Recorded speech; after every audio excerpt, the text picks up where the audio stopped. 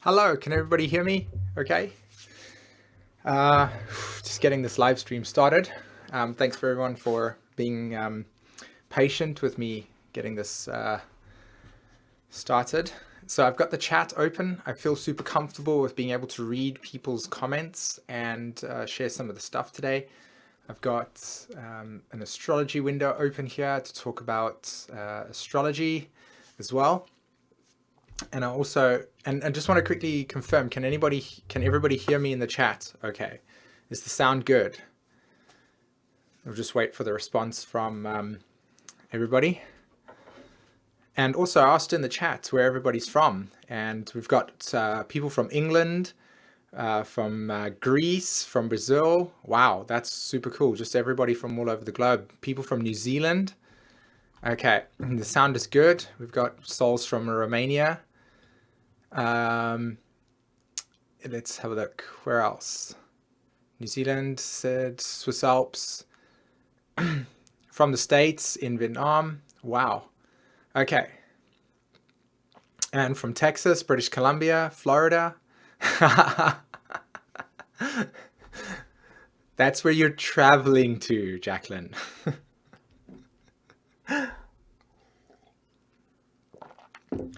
So, I've got loads to say, to be honest. Montreal, Canada. I've got loads to say today. I'm going to share a little bit about personal story. I'm going to talk a little bit about the new moon that just took place in Taurus, sharing some of my insights on that, sharing some stuff around the current work that I want to bring to Raising Vibration channel. And also talk about, of course, the forecast for May 2017. So I think that there's going to be a lot of content that's going to come out in this recording today. So from my point of view, sit back and relax, because there's going to be, like I said, there's going to be a lot of content coming out today. I'm going to try to pace myself so that I'm able to deliver information that is easily digestible, that makes practical sense for you, and that in some way, shape, or form also allows me to breathe in the experience. So that's all of my Mercury babbling on at this point in time. So I'm just going to quickly check right now how many people are on at the moment. So for anybody that is watching this video after we've had this recording, right now we'll probably spend about another 5 minutes before I really get into getting settled in within this experience. So if you want to move it ahead 5 or 6 minutes, then you're absolutely, welcome to do that, because I'm just going to be kind of just setting up and tuning in. So I've got some people watching at this stage, which is good. Maybe wait a little bit more for souls to come up so that everybody can begin to experience it at the same time versus jumping in. So yeah, thanks very much. I appreciate everybody's support in this process. For me, honestly, it's something that I do as a way of showing people and telling people what is important going forward with their lives in terms of finding meaning, because this is what I find meaning in, and it's a way of being able to reflect that back out without being too complicated around trying to find meaning in our lives. Like, what is meaning for us? How does it look like? How do we find it? Well, it's simple. It's just spending a great deal of time in contemplation with yourself around what you would do with your time if you had no restrictions. What would you invest your energy into? And this is kind of like a little interesting introduction maybe into how today's conversation is going to go. I wanted to share this, and it's about our relationship to what time and space is, and how we are as human beings able to fulfill a sense of purpose and meaning and destiny in our lives, or co-create, manifest, as it were, through understanding these principles of time and space. Okay, so space in itself is a very abstract experience. It is nothingness. Okay, it is just It's just wide open, free, quantifiable. That's it. Like, you can't even, like, the words I want to use to describe space in itself is so difficult because it's essentially is so difficult to express and articulate, well, at least for me. But just take your hands right now and just do something random like this and feel how fluid everything can move. Feel how if you had to instantly change direction, there's no resistance. So there's space here. But if you had to, for instance, take like a car or travel in a car, anything that has that is of a solid material, that has density to it, and try and move it rapidly or in a different direction very rapidly, you'd notice that there's resistance. So space is where we get to be able to create and be very abstract and non-linear about ideas and points of view. Like, yeah, exactly that, our ideas, right? It gives us the opportunity to be creative in whatever it is that we wish to manifest. Now, time is something that's actually immensely essential, but I feel that up until now, our awareness of time as a kind of like a collective experience, and I'm not saying that individually we haven't come to these conclusions or understand this yet, but time in itself is something very different to the way that we've used it in the past. So a measurement of space and boundaries would be through a clock or a watch, right? And we would have 10 o'clock, 11 o'clock, 12 o'clock. And between 10 o'clock and say 11 o'clock, there is space. And what creates the space is the boundaries that we put around it. And that would be 10 o'clock and 11 o'clock. Does that make sense?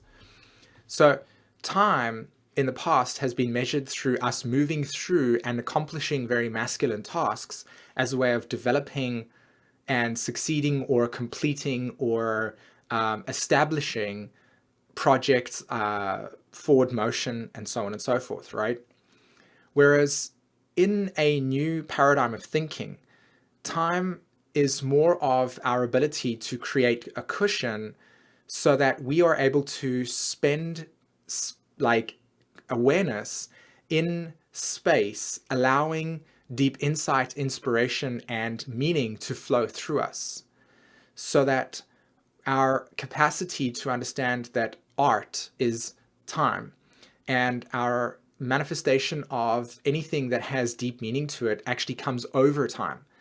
And the reason why I'm actually sharing this with you is more because I'm kind of like objectifying my own process right now and what I'm learning deeply within my own story about having a very deep expression on something, a deep like sense of connection towards something, but feeling that the capacity for that depth to be anchored into something that is very tangible needs contemplation. It needs not thoughts or thought out processes or like a big kind of, I don't know how to describe it. You know, when you sit around at a meeting and you discuss the way that and the angles and the approach that you're going to kind of like present something across, not that kind of masculine energy, more along the lines of like getting in touch and becoming sensitive to what information or what feelings you want to bring up to the surface and invoke in people and invoke through your expression. So, you know, artists themselves, when they do documentaries, when they do filmmaking, that would be an expression of what I'm really talking about. It's this active, way of being that manifestation comes through allowing time to be a buffer for space to exist.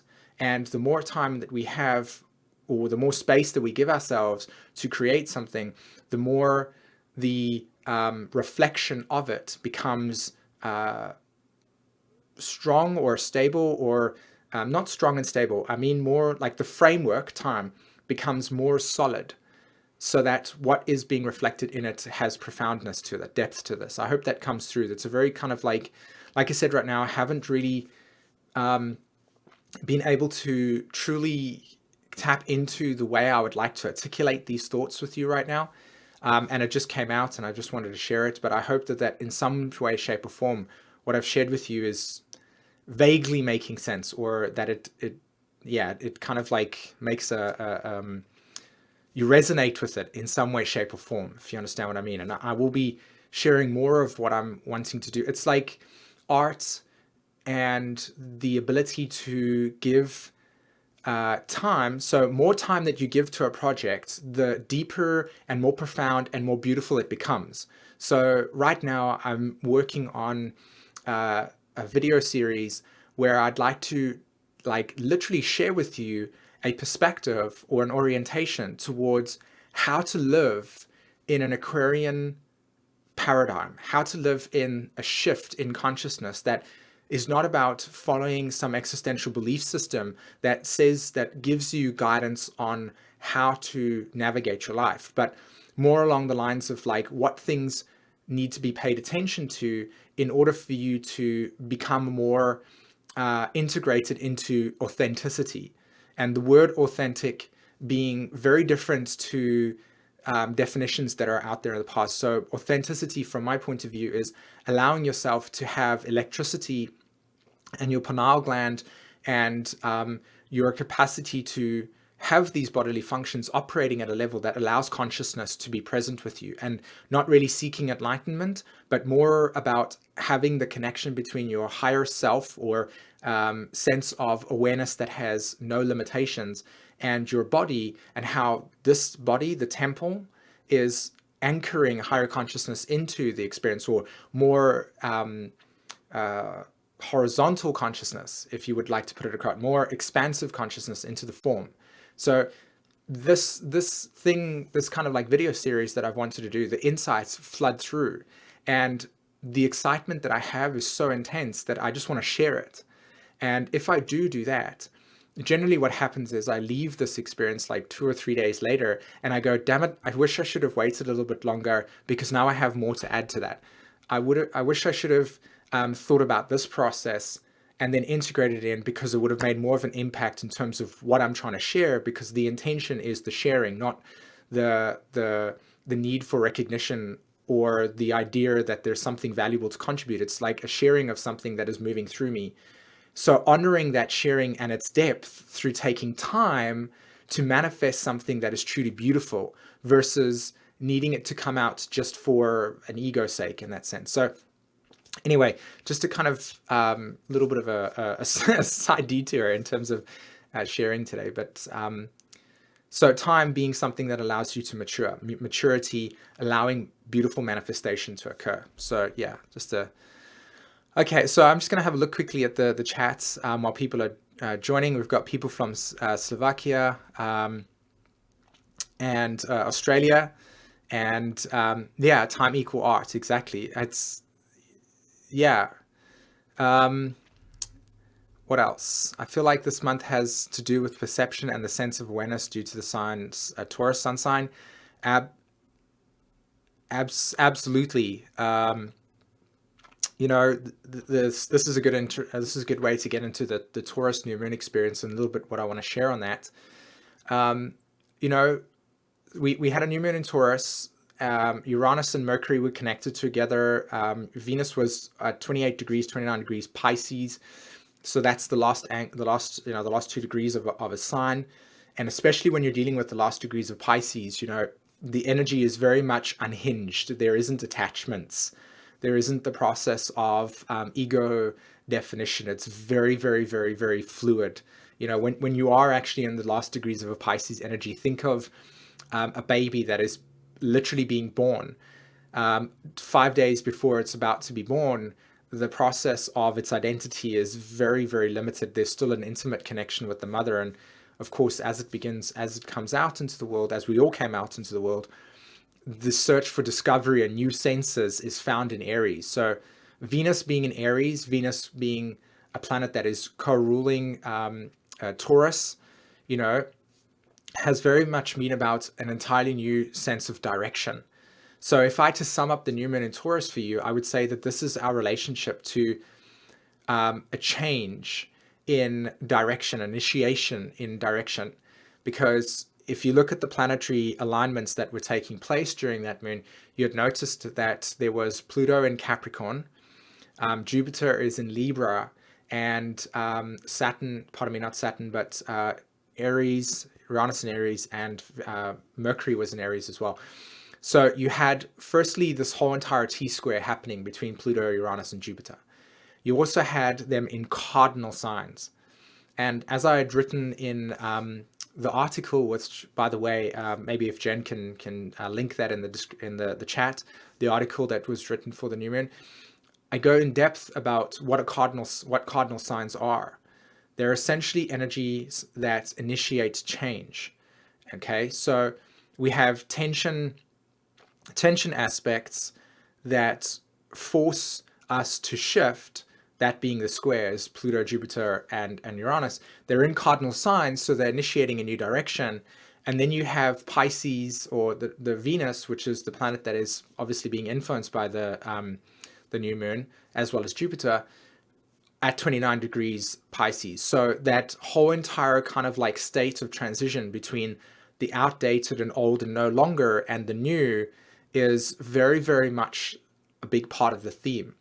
And it must have been really, I was curious to hear how you actually experienced your sun sign, pardon me, not your sun sign, but the new moon in Taurus as a very spacey experience, where, you know, there was an opportunity to try and initiate a personal will in things, and then noticed how you would meet the fates as they describe it in human design.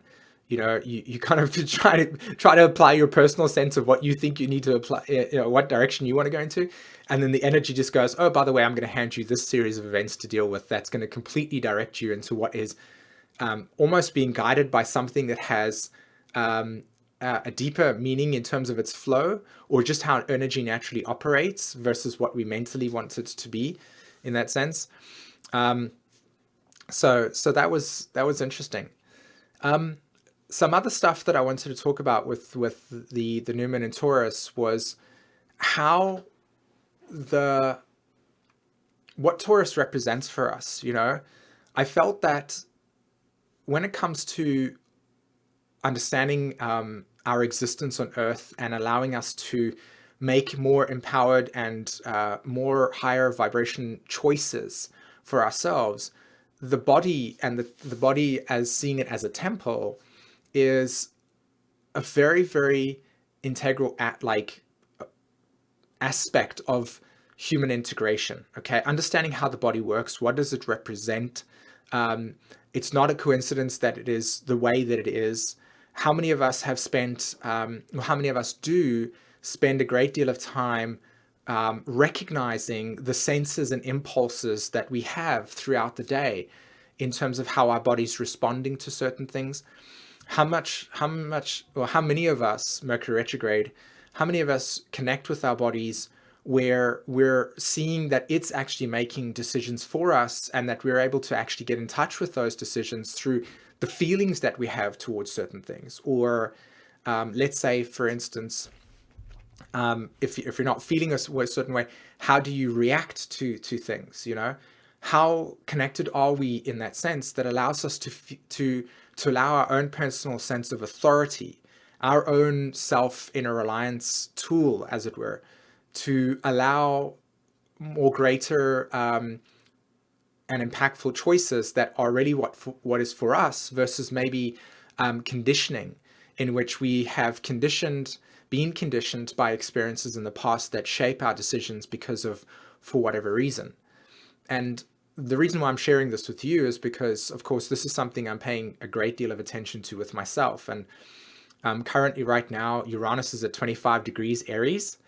My fourth house cusp, so the fourth house in my astrology chart, the fourth house cusp is at 25 degrees. So Uranus is literally just about to enter my fourth house, which I'm standing in one sense with a bunch of cheerleaders going, yay, this is fantastic, this is going to be amazing, super amped at a new shift in awareness regarding Uranus's kind of fracturing around what that symbolizes. And then there's the other part of me that's going like, okay, so what is it that's going to come my way that's going to allow me to feel shock, or a shift in perspective, in which, you know, just happens like that, because Uranus operates through a non-linear form. So, you know, unexpected experiences, let me put it to you that way. So far, I've had some really, really powerful experiences with inside of myself, including what I'm sharing with you today around the connection to the body. So that's why I'm sharing this again with you, is how much connection do we have to our body? How grounded are we in the physical form? And how are we recognizing that manifestation, human interaction is all about bringing attention into the body and then allowing the body to be a vehicle for spirit, right? And again, we maybe most of you that are listening to this right now completely get what I'm saying, and I sound completely obvious, and maybe I'm the person that's just coming to this awareness right now in a deeper way. But this is what I'm sharing. It's like the body itself is the temple, and if we look after it through very profound nutrition, Taurus, Cancer, Virgo particularly are, and in fact, if you look at the chart today, the moon is in Cancer, the north node's in Taurus, and the north node's in Virgo, and the sun's in Taurus, and you have this whole entire sextile between Taurus, Cancer, and Virgo, and it brings this connection together of how do we physically nourish the body that allows for the support of its capacity to bring more electricity and allow for more higher thought patterns and connection to thought processes that awaken us more to who we are, not awaken us to higher meaningful experiences that exist outside of ourselves, but awakening us more into ourselves, more into the experience of what it means to be in the physical, which is a very profound thing, because when you look at the world today and you truly look at how fear propaganda is spread through unconscious patterning of where consciousness is at through its process, where you look at how much of our world is very much rooted in it's almost like a consistent feeding of emotions that allow us to be to allow us to put a psychological barrier over our potential for feeling greatness and for feeling truth within ourselves, because of, like I said, like our experiences, so the shaping of the past. And the point being here that as we look at these experiences, as we look at the world as an example, as we look at all these very, very overpowering emotional experiences that keep a low frequency within ourselves, it's very difficult for us to feel enthusiastic. It's very difficult for us to feel connected. It's very difficult for us to feel the ability to allow positivity and enthusiasm, which, by the way, is God, right? Spirit, enthusiasm, the capacity to feel as if you are engaging in something where there is no experience of time or limitation, that you're just in the presence of an experience that is allowing you to feel this rush of emotions that makes you feel high, as it were. That capacity to allow yourself to be more optimistic, to trust more. Think about it. When you have an argument with somebody, generally speaking, 99% of the time, when you're in an argument with somebody, right?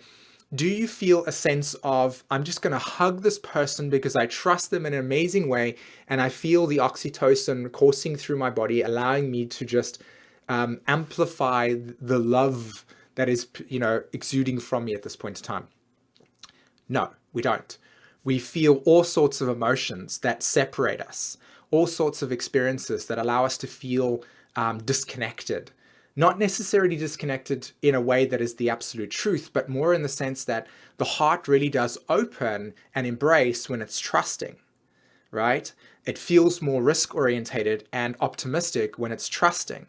But to close the heart and to allow for sadness or disappointment or bitterness or other types of emotions that can move through you that allow less trust to exist, well, then it's very simple for us to just disconnect. And so we spend a great deal of time allowing the endocrine system to release certain hormones within the body that suppresses this capacity for our higher awareness to be experienced, and we just kind of numb out. So how much emotions do we have in ourselves that we suppress because the processing capacity is on one level not really want, like we don't really feel like doing it. And again, like I'm saying here, this is not something that all of us do. We do it at periods of time when we can't process stuff. That's the relationship between Saturn and Uranus.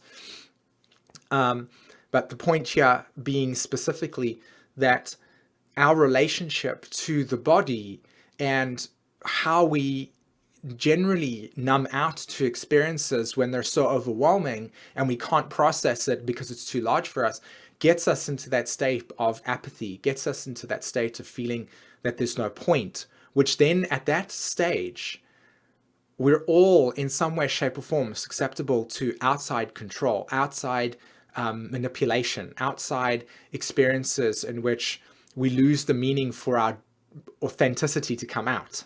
Does that make sense? So, you've got things like Saturn at the moment, it's in Sagittarius, and we have Uranus and Mercury making a trine to that that Saturn and Uranus. And Mercury and Uranus are giving this capacity for us to decondition our minds, decondition the logical linear way in which we intellectualize our lives, the thought patterns, right? And Uranus, because it rules the hippocampus, and because it is then reflected as long-term memory and also the blueprints of the future from a quantifiable experience, Mercury is connecting with that. And so we have this very beautiful fusing of the more primitive mind, the mental function that happens on a day-to-day basis, and the long-term memory capacity together. And it's making a trine to Saturn.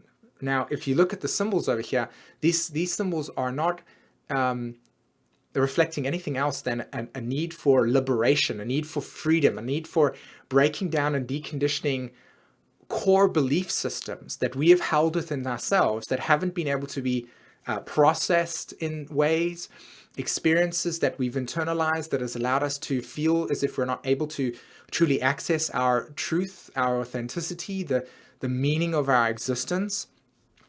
So as we kind of like purge ourselves of these experiences through things that have happened outside of ourselves, we allow so much more, and this is where the body comes in, we allow so much more of the spine, which if you look at the tree of life, you'll see that there's a left and right inside, and then there's the middle, right? We are all the tree of life. The body is the tree of life, right? So the left and right representing the masculine, feminine, and then the I know experience, the capacity for truth to come down the middle. So, and this is part of this like series that I want to talk about over here. And anyway, the point here is that when we get more in touch with the body and release ourselves of these processed these emotions that sit in places that have got core truths that we've internalized that maybe we didn't see it the right way, or we felt overwhelmed by the experience and couldn't process it. Because right now, I mean, if you haven't been overwhelmed over the last like 2 to 3 weeks,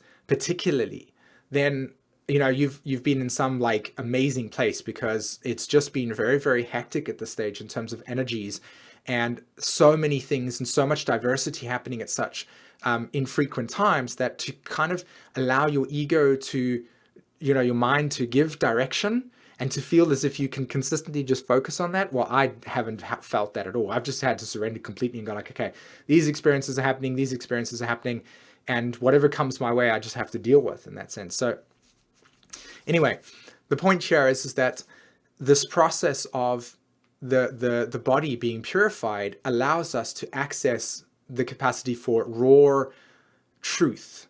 And the more that we allow ourselves to have a body and a temple that is nourished through this process, you'll actually start to notice that there is no need to seek an external truth that validates the search for enlightenment, but actually, as your body is the catalyst for awakening the electrical field that exists within yourself, so accessing your Uranus.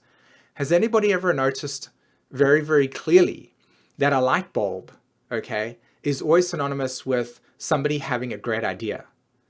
What does the light bulb represent? Notice what happens like in most cases, right? Of course, we've become more fancy and things like that. But in most cases, when you switch on a light, like I'm going to do right now, it comes on instantly, right? When I switch it off, it turns off instantly. The point is, a bright idea doesn't happen over 5 or 6 days. You're just walking and all of a sudden, bang, Uranus, instant epiphany. It's electric. And that is the process of the balanced left and right brain. When we are able to actually not be too much in the abstract, non-linear of the right brain and disassociated from the experiences of just allowing everything to be whatever it is, but not drowned out by the linearity of the left brain and too much of the logic.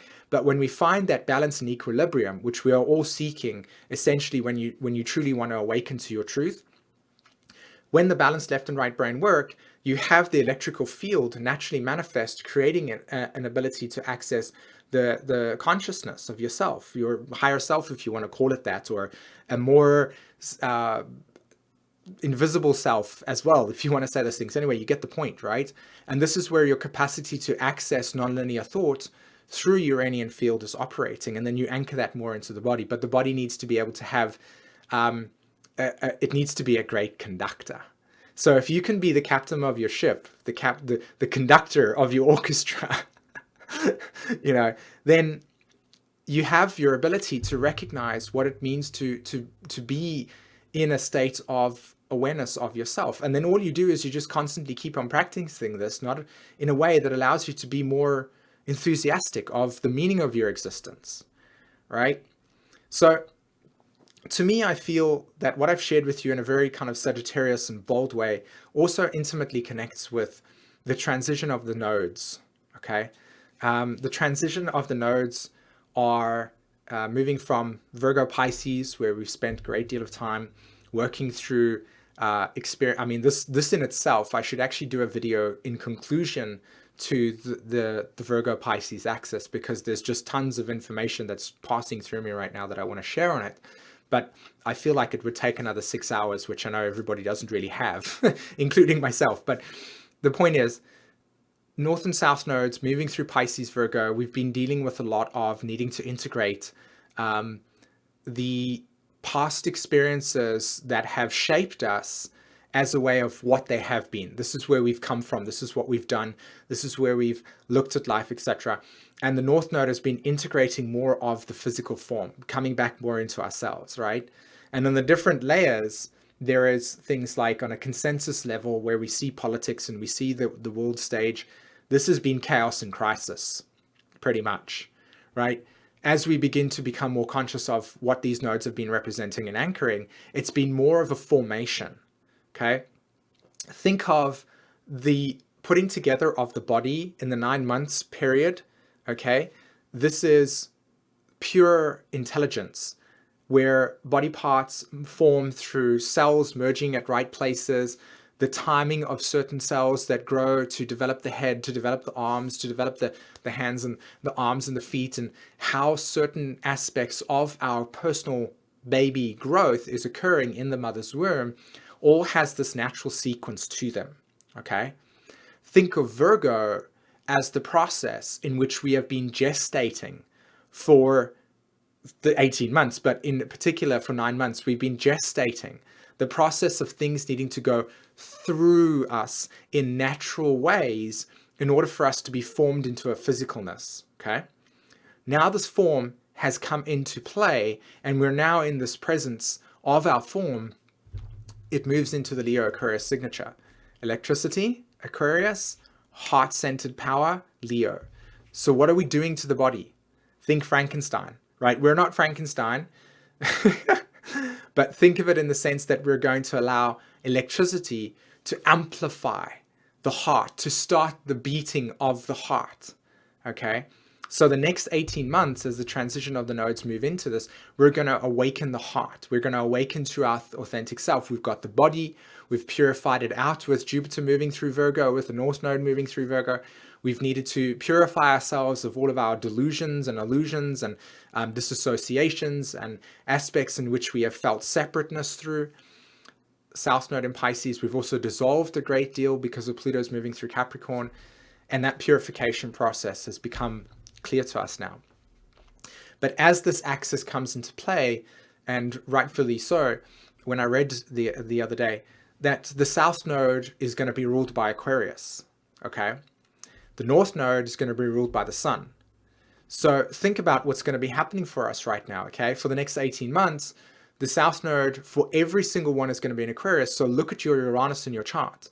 Understand the dynamics of what Uranus represents in your chart, and you'll get a very good clue of what you're going to be moving away from in the next 18 months in terms of what Uranus is trying to be. Uranus represents the nature of deconditioning, right? It's the liberation of past experiences, past perspectives, past points of views, and crystallized internalizations that limit you in your capacity to see wider, okay? So wherever Uranus sits in your chart will be activated intensely. Now, for many of us, Uranus correlates to the archetype of trauma, okay? And that in and of itself is another million hour discussion on what the trauma represents in that sense. But in a very simple term, we're looking at the nature of detachment, right? The need to objectify, to break free from what we have been merged with or osmosed with, what we have been intimately bonded with, that has allowed us to be to see limited in our ability because of what we've been bonded to, right? So how many of you have had a relationship and then the relationship ended, and then you began to process aspects of the relationship that you didn't necessarily were aware about, that maybe other people and outside of yourself were aware about, and the reason why this is now available is because the experience of being detached and looking at it through a different point of view allows you to process this stuff. So anyway, the point I'm trying to make here is that each of us are going to have an 18-month cycle of breaking free from all of the experiences and traumas and limited perspectives that have held us back. And we're going to be awakening more of our authentic selves through this cycle. Okay, and this is a big deal for us when it comes to May. So what I'm going to do is actually switch over to before the screen actually blanks out completely. So I hope that it hasn't affected. There we go. Okay, so what I've got is a screen with a chart, and I've got some core dates that I'd like to talk about in terms of this, what May is going to be about, and amplify some points for us as well. Okay, so I'm going to do that right now. Just find, okay, so let's do that. Okay, perfect. So can everybody see that? You can see a chart, and you can see right next to it some core dates that are manifesting. Okay, so, and then while that's happening, while everybody's just kind of adjusting to a new screen, and anybody in the chat can just let me know if that is showing up on your screen.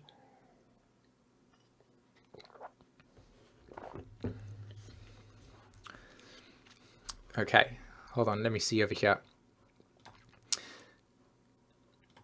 Okay. Okay, everybody can see on the screen, so that's good. Okay, so what I will do, okay,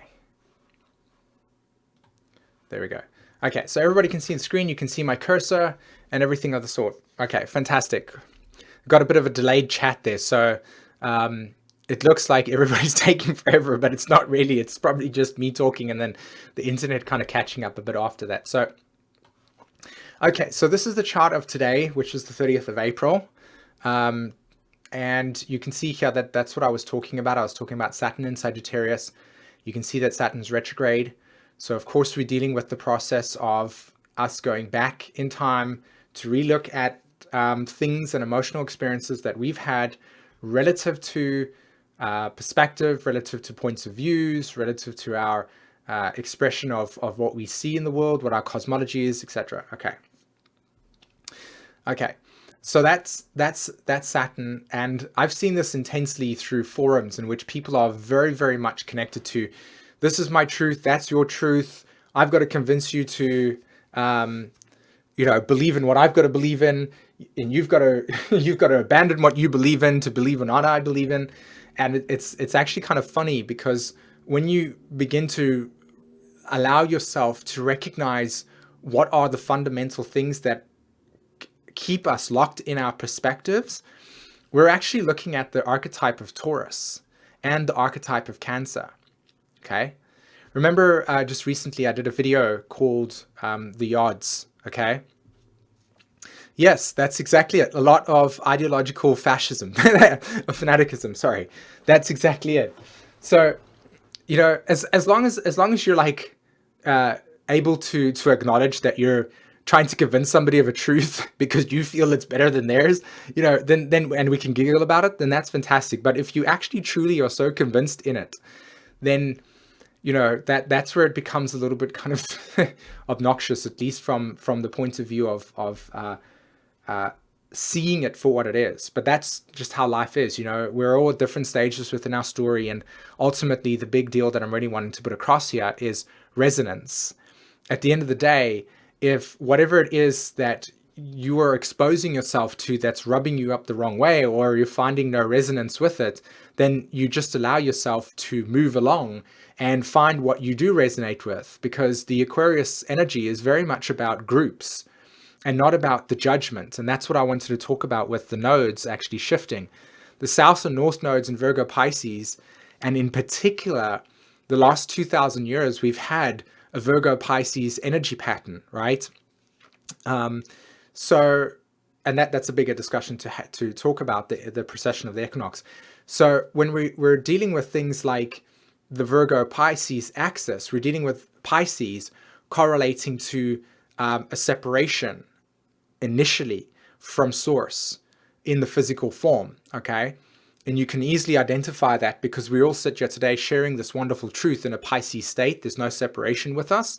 But if we were to actually take our physical form and get to the same location, that would take days because we're all over the world. Our physical body cannot teleport to the place where we can all physically experience ourselves. So there is the manifestation of limitation through Saturn, right? So there are boundaries. And the point here that I wanted to make was that when we are experiencing Pisces and we are in our physical form, as we awaken to the Maya, we recognize that we are essentially trying to find a higher meaning in our lives through looking at an existential savior. And that will manifest as our father and mother when we're growing up, to say, for instance, certain types of relationships that could mirror the internalization of the mother and father archetype that we've maybe never matured out of as a way of taking self-responsibility, and so on and so forth, right? So we feel persecuted by life. We feel victimized by life in certain situations because it's a perceived threat outside of ourselves. So when we're in Pisces, we're naturally judging things as wrong and right because we're seeking perfection, right? But perfection only lies in the experience that everything is seeking perfection, and perfection itself is seeking itself. So the process of us returning to the source naturally creates judgment as a way of defining and separating. Whereas when we move into the Aquarius Leo polarities, we're seeing more of what resonates with us as a way of connecting with like-minded people, Aquarius correlating to the higher mind. And so you have a bunch of people that will say, okay, well, I love this guy's astrology, okay? And it's because I like his personality, or I like what he represents, or she represents, okay? And the point here is that you're attracted to their Leo energy, which is the manifestation of their authenticity, but you're also liking the identity that it represents, Aquarius. And so we naturally gravitate to what we are electrified to, what we are magnetized to, okay? So the process of Aquarius is more about resonance. We are resonating with things. And so as we resonate with stuff, we move towards it. And what we don't resonate with, we simply just go, that doesn't resonate with me. We drop the judgments because we're all part of the same story, and we move along. That's a whole massive story that was just trying to explain the Sagittarius archetype there. So again, I can't limit myself. I'm super sorry. That's me judging myself. I'm like, why do I have to feel that lack? But really it isn't, you know. Just being super open and real and honest with everyone. Okay, so Taurus archetype. I talked about the yod. I said, why does Sagittarius need to convince and convert? And it's ultimately because we're dealing with the Taurus, our essential needs. It's like what we're osmosed with as a sense of survival. Taurus at its most fundamental level is how we survive on a physical dimension. That's why I was talking about the body earlier.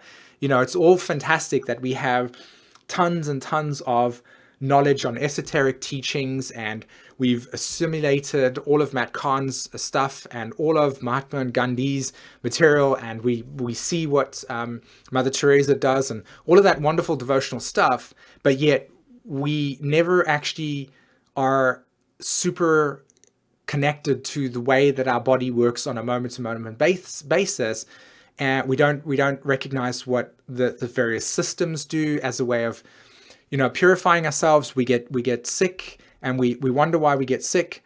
We develop certain things within ourselves, and we're curious about that. We still seek external outside experiences to recognize why this is happening to us. And I think that this is an opportunity for us. And again, this is my thoughts, this is my suggestions, this is my perspective. I'm not telling you, again, because we're talking about Sagittarius, that you need to do this, but it is something to consider.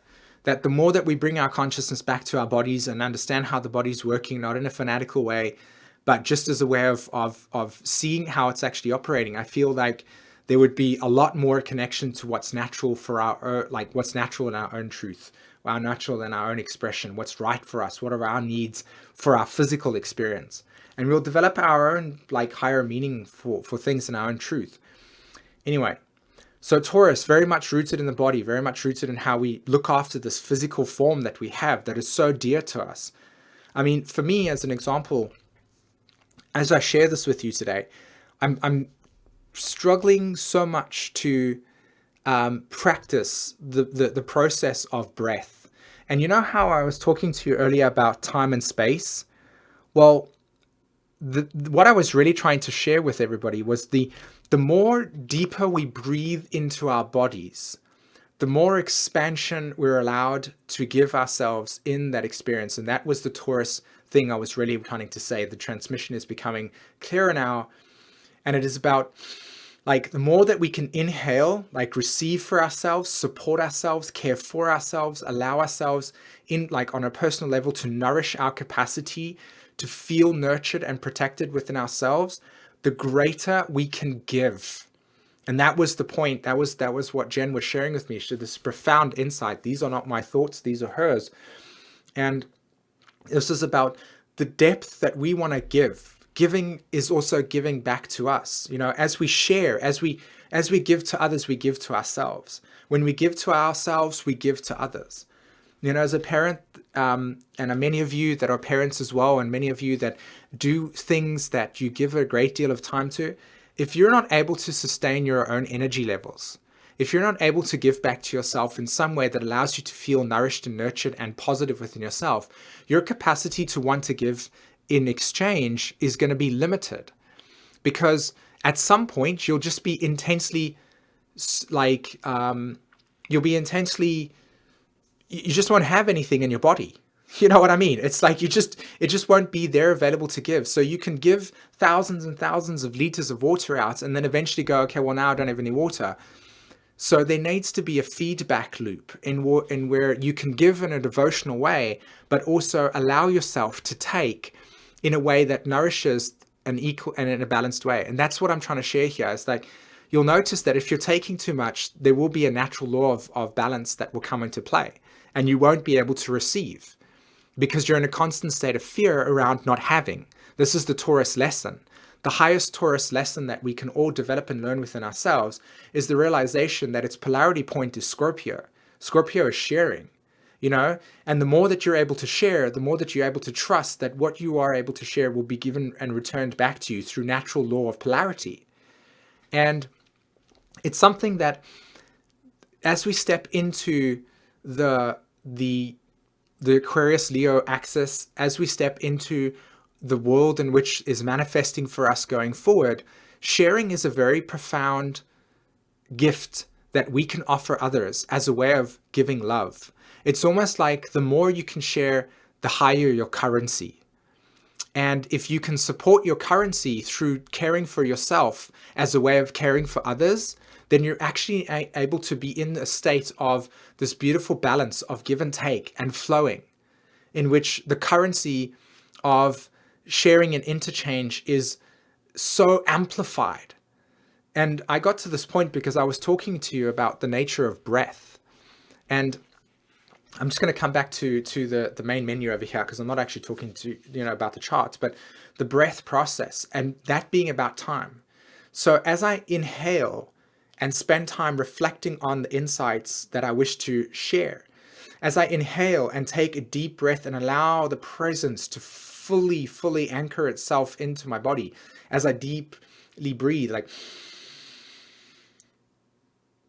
I mean, for me, I'm really like terrible at it. Okay, my body has like a very strong energy band over here in which I'm trying to process a lot of grief that my soul carries, and I'm moving through it, and I can feel it. The more that I kind of like move grief out, or I try to process this energy band that's around over here, and I allow myself to breathe deeper into myself, the more I can exhale, the more I can allow the expansion of consciousness to be present.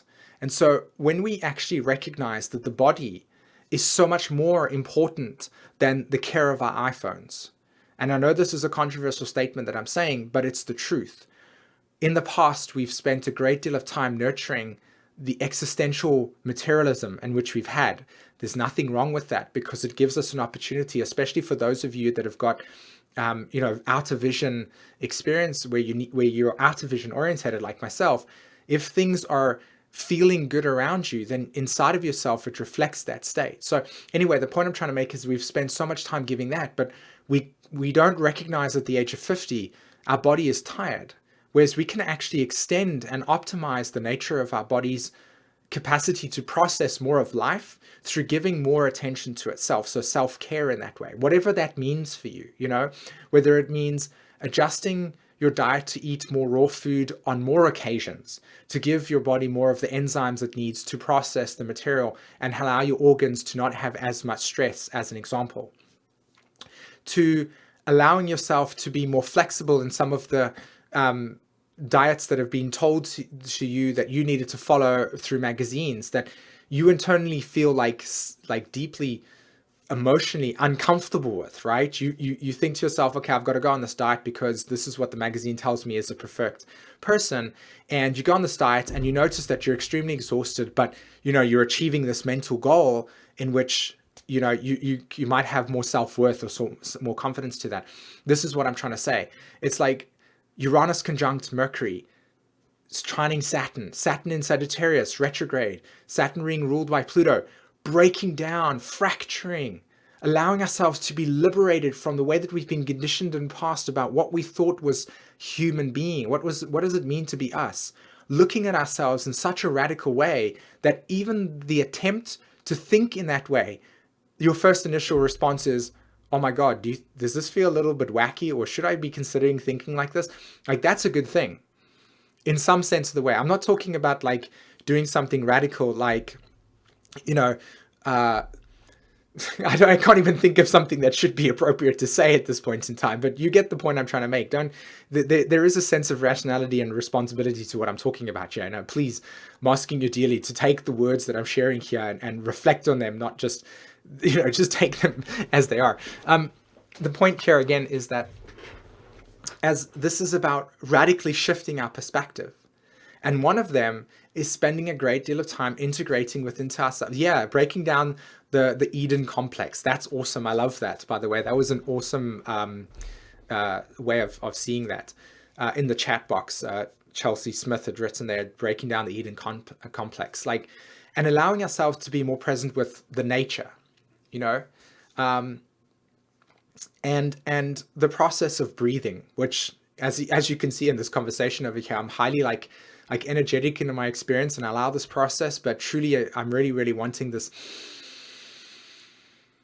deep breath and release, and allow for, and again, and practice that stuff as allow of, we do this in meditations, meditation practices. It's not new knowledge. I'm not telling you that I've just come up with this stuff. It's completely something that's been around for ages in a day. I'm just talking about integrating it into your life as a way of just allowing yourself to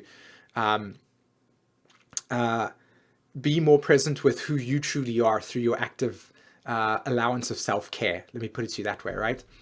Okay, so I'm going to go back to the chart so that my sense of, okay, so I hope that's, yeah, there we go. Come on, don't jam on me. Okay, cool. So April 30th, Saturn squaring Chiron. This is a big deal for us. There's that square that's been taking place. Saturn's actually been squaring Venus as well. And Venus, again, whenever Saturn's squaring Venus, does anybody know how important Saturn and Venus and Saturn and Taurus are, or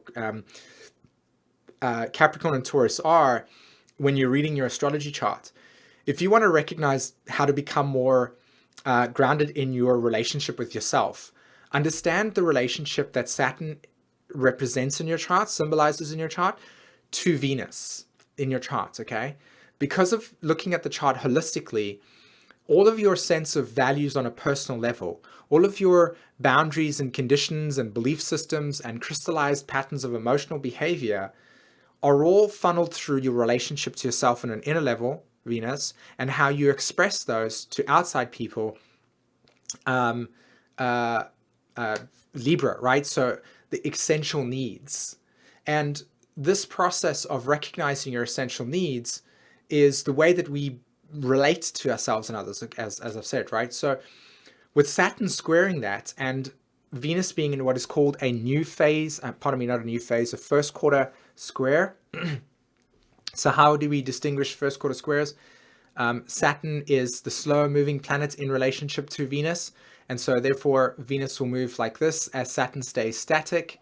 And there's Venus over there, Venus over there. So a process of involution, exactly. Involution being the breath coming inwards, and exhale, evolution, right? And involution is natural to retrograde. When planets are going retrograde, we're involuting in that sense. Things are breaking down. We're going into a process of deconstruction for new things to grow. So brilliant. That's exactly what it is. So Venus in this first quarter square to Saturn, Saturn representing the structures of our core beliefs, Venus representing the way in which we crystallize those belief systems through relatability to ourselves and other people. And we're doing this in a new way, okay?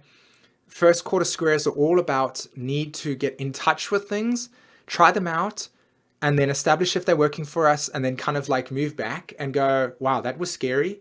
And I'm feeling a bit insecure about how I'm doing stuff, and then feeling a little bit uncomfortable because now you're in old patterns again, trying it out again for the next time, and consistently doing this tango between experimenting, coming back and reflecting, experimenting, coming back, and eventually giving yourself enough confidence to go, okay, this is the new direction.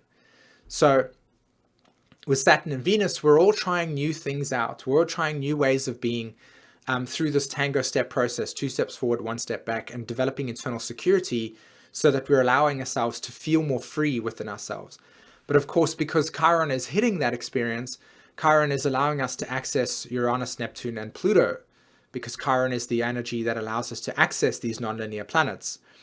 So you can see here that we are dealing with an entirely an evolutionary cycle of surrender, completion, and new beginnings. It's always been like this, and it's just the way that we are allowing ourselves to move through this new experience. So old patterns are dying, old core wounds are coming up to the surface. We're hypersensitive to emotions that have been like blocked in areas that prevent us from allowing us to heal.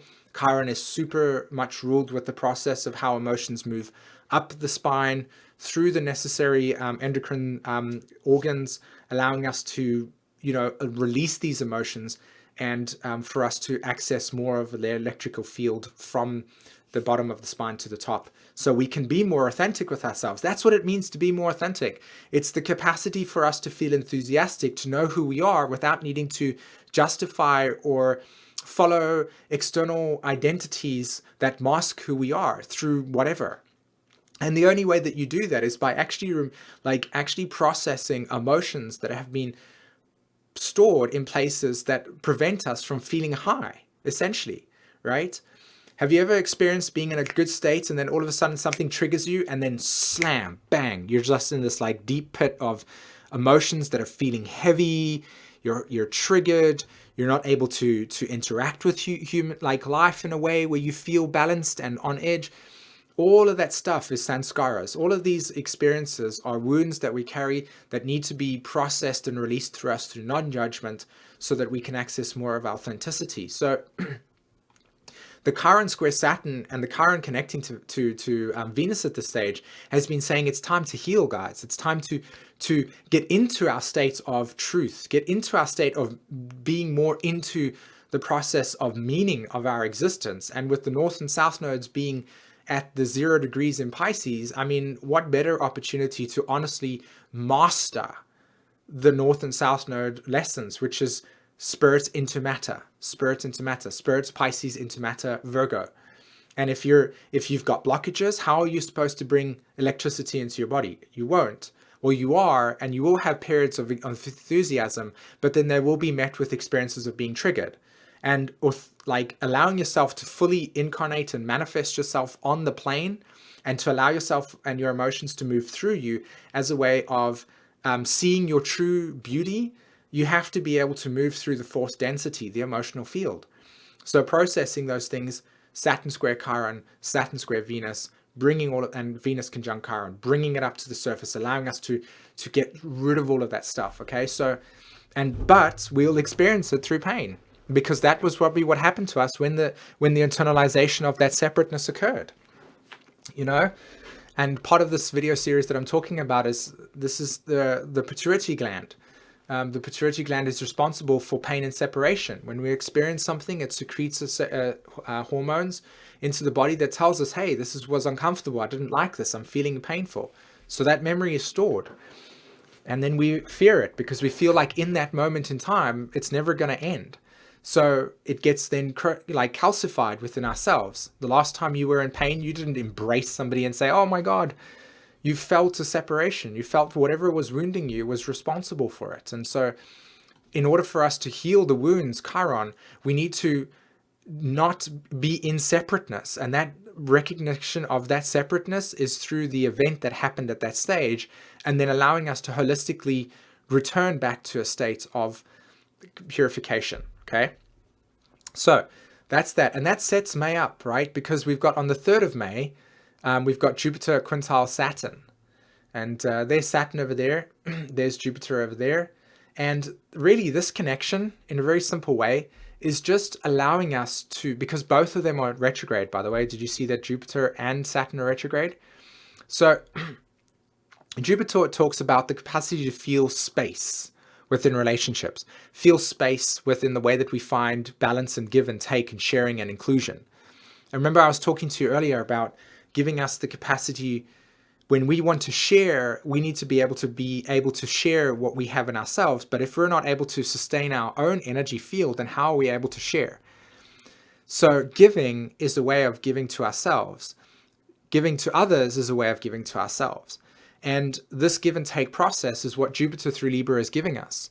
So the quintile is triggering this aspect of realization that when we adjust our belief systems that are unified through a more holistic expression, we'll recognize that inclusion, sharing, and integration comes through our ability to feel whole in ourselves individually first, so that we can understand the true meaning of oneness. Because the true meaning of oneness is not the realization that we all have belly buttons, we come from the same place, and so therefore we just need to forgive each other and stop arguing. It's not about that, in my opinion. It's about the realization that the physical form and spirit need to be unified as a way of expression of the third entity, which is what Raising Vibrations' logo is about, the Vesica Pisces, right? So when we allow ourselves to be unified in that experience, we then naturally operate through natural law, which is give and take, inclusion. We're not defining boundaries and putting places in ways and saying, you do those things and I do this thing and we should argue with each other. It's allowing ourselves to move through our pain, through our separation. So Jupiter through Libra is allowing us to get more clearer on what is natural in give and take, what is natural in equality and fairness. But if we're still operating through the experience of separation, then we will naturally always feel extremes. We'll always feel where our needs are not being met and our expectations are being destroyed, and we're experiencing grief in that sense. So it's looking at our expectations, it's looking at our extremes, it's looking at where we are investing our time and energy into, and our belief systems that keep us in separation, and allowing us to release those wounds that are in, obviously in Chiron and Pisces. So I hope that makes sense there. So also on the 3rd of May, we've got Mercury going direct, which is amazing. Now, Mercury, remember, was in Taurus. It moved retrograde back over Aquarius, and then is now on the 3rd of May, which is in about 4 days time, 3-4 days time. It's going to go back over Uranus again direct. And so whatever we've been doing over the last like 3 weeks has been a very internal process. And I feel that when the direct motion goes through, and a lot of what I've shared in this transmission today begins more to sink in, because it's also for me to listen to as well, we'll begin to accelerate more of our mind. So this is why probably many of you feel like sleep patterns are off. You might feel like yourself waking up at odd hours in the morning and just having your mind just like turned on, or insights just turned on. You feel very, very, it may be over electrified during this period of time, especially when it's in Aries. But currently right now with Uranus and Mercury going direct, there's huge awakening, there's huge epiphanies that are present for us right now that can be brought back into the physical form. And I think that with Mercury also going direct over Uranus and the nodes moving into, when the nodes moving into Aquarius and Leo, it will activate more of the Uranian field for us. Okay, so on the 10th of May, we've got the full moon in Scorpio, right? So this is happening at 20 degrees. And I'm not like 110% tuned into the full moon in Scorpio yet. I feel that part of it has got to do with the process of manifestation through sharing and inclusion. I feel that there's a metamorphosis going to be taking place. And so, like I said, I'm not as connected yet in terms of that, because the energy hasn't been, it's not as close right now. So my sensitivity to what I feel it will be versus what I think it will be is not present with me. But that full moon will be happening on the 10th of May. In fact, I specifically actually put this thing up on like this. So, the chart is supposed to animate, and I completely forgot about it. There's Mercury going direct. Yay. So there we go. So Mercury goes direct as the moon hits the North Node. Always, there's no coincidence here. It's always beautiful synchronicity. The ruling planet of Mercury is Mars, because Aries is ruled by Mars. The ruling planet of Mars is Mercury, so you've got a mutual reception here consistently between the two. And then, of course, the ruling planet of the North Node and the Moon is also Mercury as well. So a lot of the integration is going to come into the body. A lot of the process of bringing us more in depth and allowing ourselves to actually initiate this new cycle that's about to take place with us. It's going to be a lot about how you're bringing what you've brought as insights into the body. It's actually bringing it into the body and saying, okay, this is what I am here for. Very profound, I think. Okay, so let's go to the 10th now, and everybody can actually see the new moon that's going to be taking place. So there's an opposition. We've got a trine between Pluto and the Sun, and the trine between Pluto and the Sun is always amazing. Taurus and Capricorn are the constellations that are obviously influencing the planets. So Taurus represents the nature of our values and what we feel are essential for us, as I said. And Capricorn correlates to how then we give direction to that.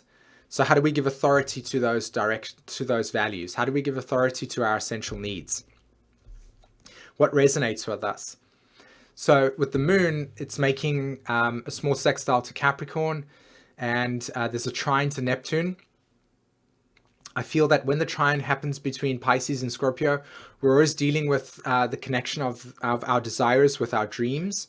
Dreams being Pisces, what our imagination allows us, what gives us highest purpose.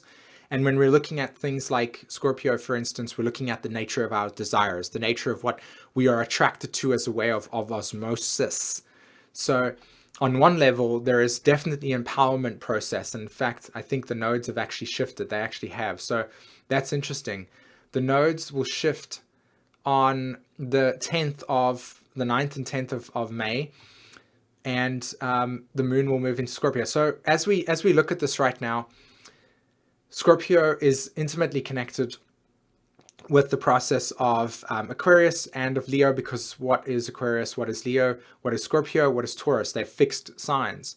They're all part of the fixed square quadrant, which, by the way, there is a video coming out very shortly that will be talking about that, an introduction to astrology for everybody. So you'll know what that means before this comes out. Anyway, so to give the heart meaning, we need to be attracted to something that symbolizes empowerment, Scorpio, so that we osmose with. We naturally find something that we osmose with, Scorpio, that we are attracted to, Leo, that we see value and meaning in, okay, or value in, right? The Taurus archetype. And then, of course, the Aquarius represents the way in which we then connect with that individuality. What is it representing as a sense of likeness?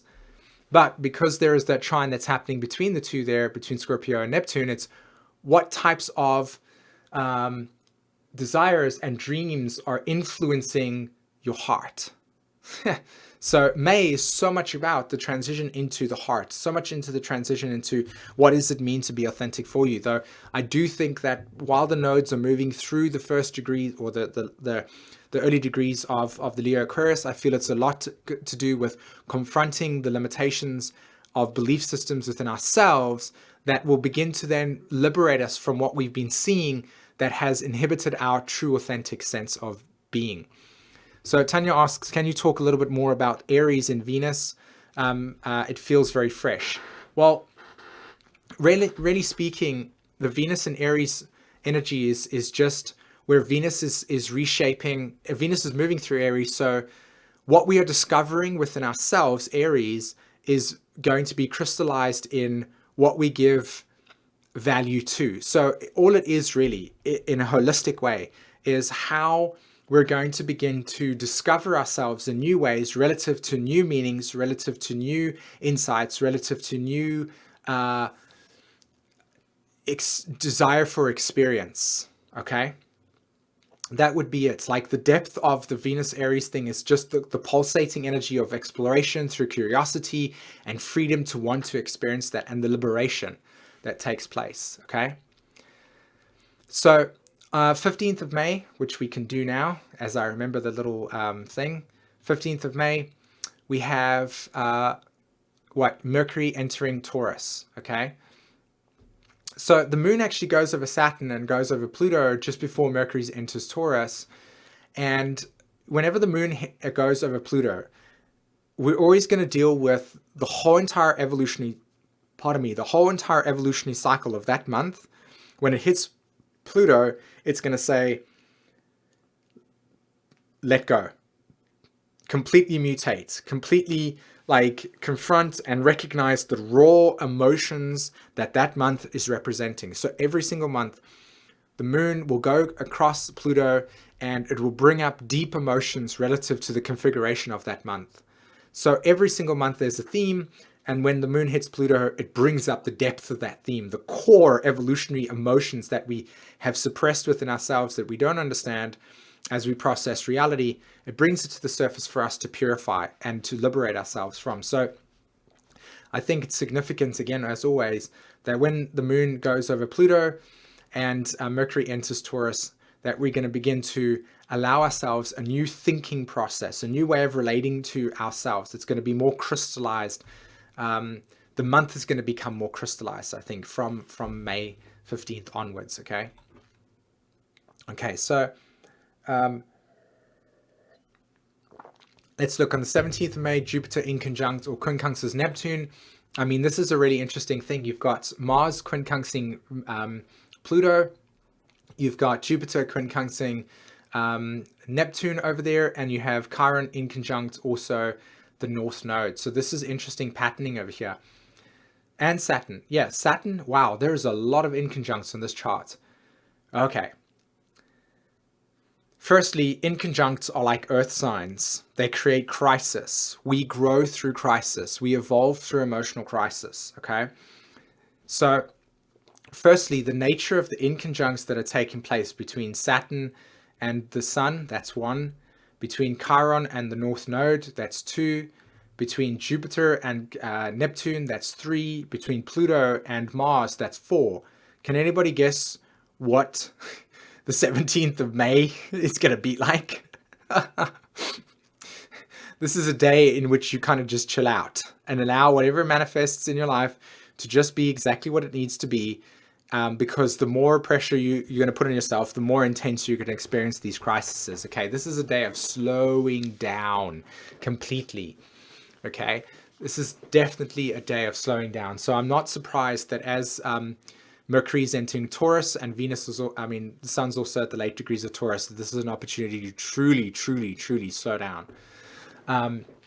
So inconjuncts represent crisis. They represent angles that we can't see that bring us illumination through the event, but we only know about the experience after we've reflected upon it, which we couldn't see. So Pluto to Mars, that inconjunct represents the nature of the way in which we identify intellectually ourselves, the way in which we put things into linearity for us to make sense of time.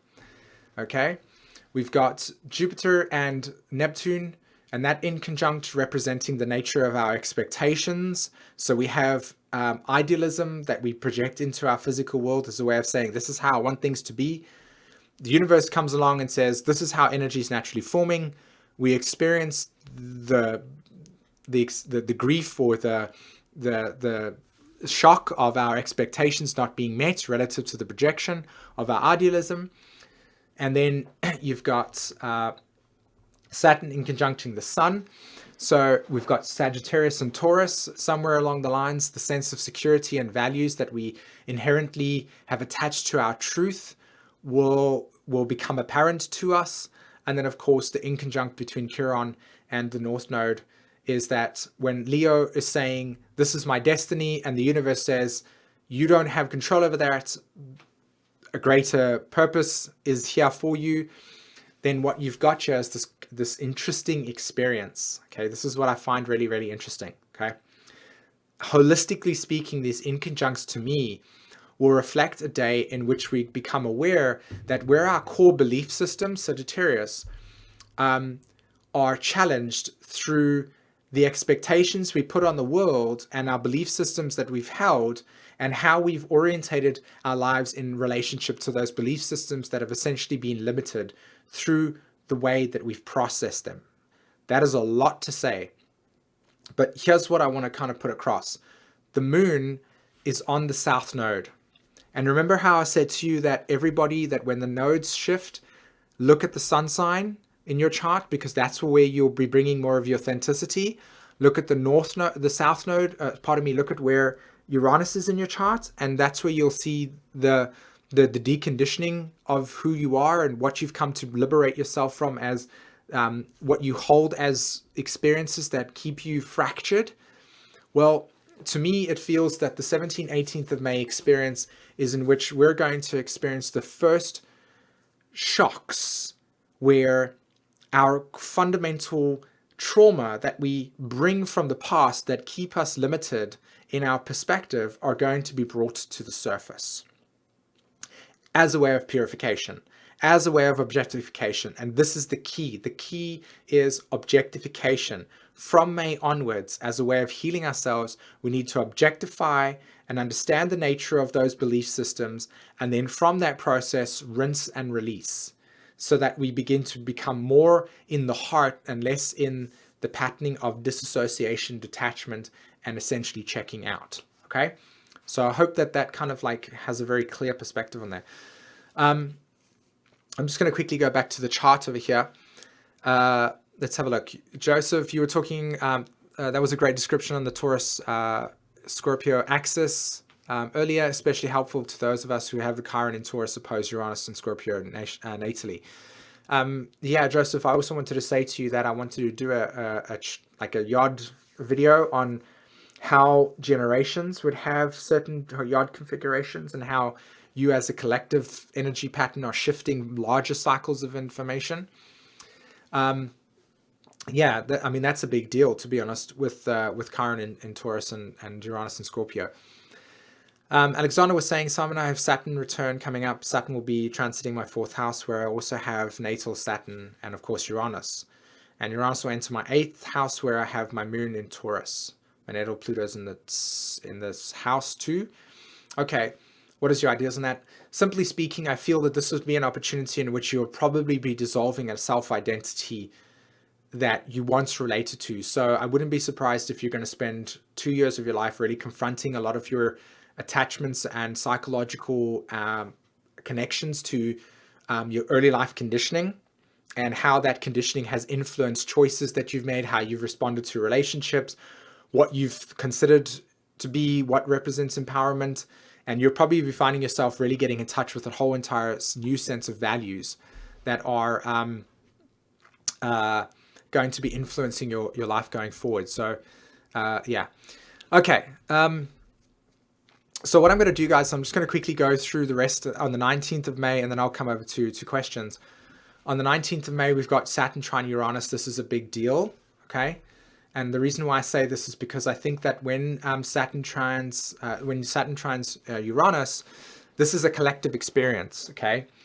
This is where you have an outer experience. Saturn reflects the nature of Uranus reflects the nature of outer planets, outer experiences, the need for revolution. And Saturn represents the nature of how we actually crystallize that into physical form. Okay, does that make sense? So how are we going to, from May onwards, from the nodal axis onwards, that's shifting into Aquarius Leo, as Saturn trines Uranus and becomes very strong with this trine, how are we going to activate ourselves in ourselves so that our capacity to bring change that we seek in the world becomes more illuminated? Okay, so an example that I want to bring to this case, let's go like this. Let's say, let's not change the world, let's change us. Let's represent me. Let's bring my authenticity to the table. Let me be an active participant in my own story. Let me distribute and share what it is that I found within inside of myself as an active way of allowing more people to feel inspired by that process, and then through that become to use that as a form of activism, a form of not buying into things that no longer kept you empowered, basically. So that's what the Saturn trine is about with Uranus. It's like, how do you bring your individuality? I mean, this whole entire conversation today has really been as a background story. You know, I've just been showing you the astrology, but as a background story, what does it mean to be you? How much of your sense of identity do you truly feel that you anchor into your body and represent? How much of yourself do you bring to the table when you can? Like for me, for instance, and for many of you out there, my life is pretty much like just, it's moving and moving at a fast rate. And sometimes I get exhausted. And part of that process is needing to give back to myself as a way of honoring a path of experience and saying, hey, by the way, when I give back to myself, I notice that I'm more able to share more. I'm able to respond to emails more. I'm able to be more enthusiastic about embracing more experiences so that I can be more fulfilled in myself, to become more available for other people, as an example, because that's a desire I have in myself, a separating desire, be it that. Do you understand? So how can you become more active in your own authentic self and bring more of that to the case? Sharing more, being more devotional to yourself, not in a narcissistic way. And again, I don't have the judgment towards that. I'm just about allowing yourself to become more integrated into yourself and then distribute that. Share more love by giving love to yourself. So that so as an example, I'll give you an example, right? Let's say, for instance, right now, society exists like this. And for anybody that is Pluto and Scorpio, and for anybody that is trying to do any types of, that has a very strong rebellious nature, Pluto and Scorpios particularly, okay? Living authentically as a way of reconditioning yourself. That's beautiful. That's exactly the words that I wanted to use. Right, exactly, Jennifer. Live authentically as a way of reconditioning yourself. I mean, ultimately, that's what I wanted to say in the shortest possible way. So, as you become more authentic in that expression, there becomes less need to validate yourself in the outside world because you're not needing to seek external approval, right? You're seeking more of who you are. Not actually seeking more of who you are, actually just incarnating more of who you are, right? That being inspiration. Saturn and Uranus in that sense. Bringing more of your ideas to the world as a way of the world changing relative to the energy being incarnated on Earth. So see Earth as a big ball of material energy and bringing your consciousness to Earth and then allowing what sporadically comes up from that experience and growing. So new life, cultivating new life. And cultivating new life through not trying to change the outside world because you'll just lose the battle. It's too big. You'll get overwhelmed. But changing yourself, and then inspiring the world, growing new consciousness through yourself, right? So you are the seed and you're activating yourself right now. You're waking yourself up to that sense, okay? All right. So let me come back to the thing over here. Let's just do that. Okay. Yeah, exactly. The great phrase, Terence McKenna, culture is not your friend. Gaining authenticity in the midst of all those influences is very complicated. And this is a big deal for us, right? We're seeing disempowered within ourselves. So exactly, if you love yourself, you can love others. This is the key here. Embracing yourself allows you to embrace other people. Other people can embrace themselves and they can embrace you as well. And that is the process of our next phase. And May is all about awakening this within ourselves, okay?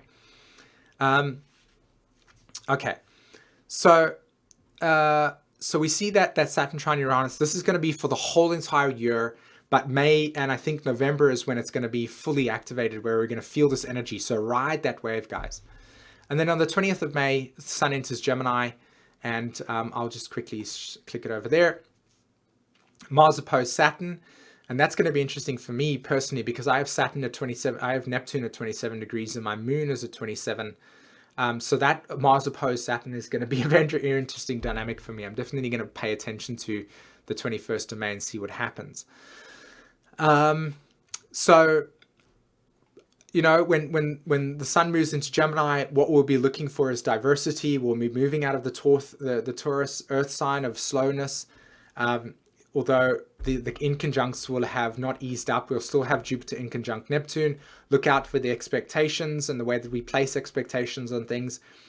We're actually trying to heal within ourselves the belief systems that we've placed in the relationship to things, and to liberate ourselves from those core fundamental truths that no longer serve us, so that we can become more authentic as a way of deconditioning.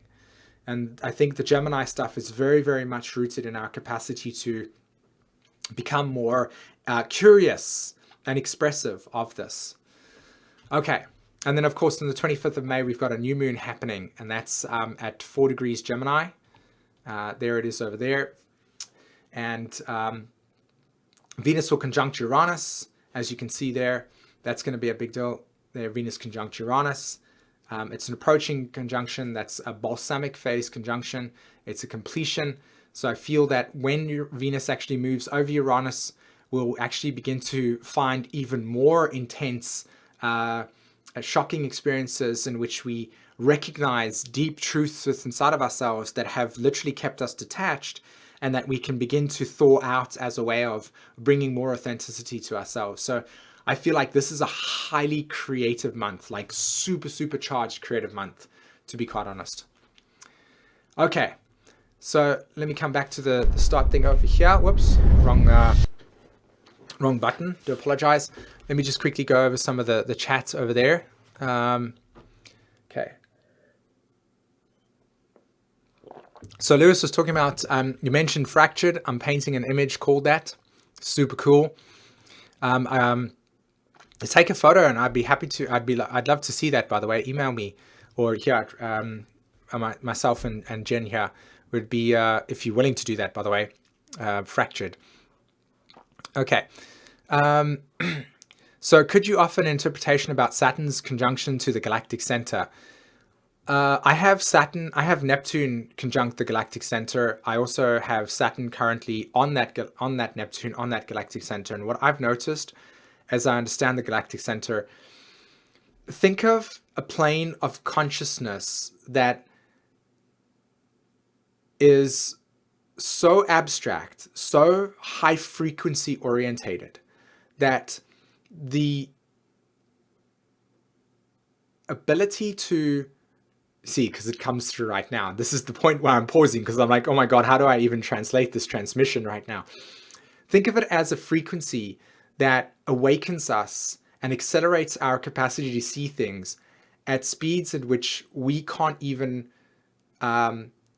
incarnate into the physical form unless we are so grounded that we're able to practically translate what that frequency relates to on Earth. Okay, so what I'm saying here is that it's awareness. It's a frequency that basically constructs the whole of our galaxy in that sense, the galactic center. It's the energy portal and pattern that allows for the frequency of this plane to exist within. It is where consciousness or energy just forms at a very pure state. But because our state of awareness and our capacity to hold such frequencies within our bodies is not something that we practice on a day-to-day, the experience of channeling is ultimately what I consider to be as the process of a galactic center in Saturn and Sagittarius, because it's accessing a realm of consciousness, a realm of state of being that is so profound to the linear mind. So Saturn's transiting over that area, to me, is where we get to have this ability to access the most organic, natural form of energy that is so pure. Okay, and for us to bring it into ourselves as a way of seeing what it means to be in total truth of who we are, total truth of what it means to be at such a high frequency that a lot of what we see as what we see on Earth right now doesn't make sense. Think of having an ayahuasca experience and trying to bring what you saw into the physical form in a day-to-day existence. That would be my best interpretation of that. It takes weeks to begin to translate what you might have seen in a ayahuasca ceremony into practical everyday life as a way of allowing acceleration. In fact, it becomes more traumatic than it becomes beneficial, because the energy is so much, I use the word ahead, but only because the brain can only process things in linearity like that. But in terms of like linear sequencing, it's like in fact there was a guy that's part of the chat box, Jordan. You were saying to me one time when we were actually talking, and you were saying like how consciousness or frequency doesn't belong on Earth, because in order for it to be purely honored as what it really is, needs such an intense relationship to sacredness that our capacity to truly experience it is very limited. And I'm not saying that there's something wrong with us. And again, I'm super conscious of my own internalizations of lack because I've got lots of Virgo. But does that make sense? I hope that kind of like allows you to access information that makes sense to that. Like I maybe in the last stream, and sometimes during streams, you'll see that I'll be able to access some of that stuff and information. It becomes like the energy is just too much. My body begins to freak out. It's just pure energy, just pure. And it's, when it comes into the form, it has to move through our body, and our body needs to be purified at such a deep level for us to allow that. It's cultivation and it's gestation, and it's allowing maturation of awareness to be in the physical form. And that awareness, when you integrate it into life, like for instance, for me here, integrating this with you and distributing and sharing this with you in that way is that form, is that expression. Okay, so let's have a look. Okay, so you've got natal Neptune and Sagittarius at 27 degrees as well. It's very, very difficult to sometimes feel that Neptune can, it's if you whenever planets that you've got there at that galactic center, it's very sensitive, highly, highly sensitive. Your capacity to noise and sound, and it's so, so sensitive because the energy is so, it's just perfect. If ever if there was perfection and stillness and just pure awareness where there wasn't sound. In fact, that is what I think it is. It is just there is no sound. It's just pure awareness. It's just pure truth that doesn't need to be described, that can't be described, that just, it is just sacred. Okay, let's have a look over here. Sorry if I missed some of your questions, by the way. I'm trying my best to keep up with this experience while still being grounded in my body. Hi, Simon. How would you interpret the North Node conjunct Uranus and Neptune and Capricorn in the first house? So in this lifetime, if you have North Node conjunct Uranus, you are obviously bringing into this, you're moving into your trauma. You're moving into like deconditioning yourself from experiences in the last lifetime that completely shattered whatever it was that you were doing. The best example that I could give a North Node conjunct Uranus experience is has everybody seen the film The Gladiator? Quite old, I think, to be honest. And Russell Crowe. And one scene, he recognizes the amount of bloodshed that he needed to do as a way of survival. And he woke up to the experience of what he was doing. And at that moment in time, his sense of like need to survive through active aggression, not as a way of like, he didn't feel that that's what he needed to do in his heart, but his need for survival had to put him in that state to survive, basically. You understand what I mean? But when he came to the realization that this demon, this experience was never going, he wouldn't be able to liberate himself from it, he ultimately had to surrender to this experience that allowed him to reunite himself with what he truly wanted, which was his family, and to be on this. There's the scene where he's walking through the fields and he's moving his hands through the long, like the grass and fields and the wheat or whatever it was, and he sees his family over there, which quickly turns into a very, very traumatic experience for him. But the point I'm trying to make here is that radical shift is what I consider North Node conjunct Uranus to be. Whatever it was that you were doing in the past has shifted so intensely in the most recent lifetimes that you need to integrate that shift into your life as a way of consistently moving forward. And so Neptune in the first house Capricorn is an actual need for surrender and acceptance around a new direction, basically, and healing. A lot of healing in this lifetime with that North Node conjunct Uranus, okay? So I hope that kind of helps you out over there in that sense. Hi, I have trauma around the mother and issues about feeling secure. So I'm hoping for lots of insight and opportunity to resolve trauma. But I am also quite scared of how it's going to play. Well, yeah, I mean, ultimately speaking, that is a very, very big thing. You know, when we deal with the nature of the relationship to the mother, we're dealing with our internal security patterns as a child that were needed to be developed. And for most of us growing up in our lives, that through patriarchy and through conditioning, etc., wasn't necessarily cultivated as much as we needed to be. So that security pattern within ourselves is still externalized even to this day.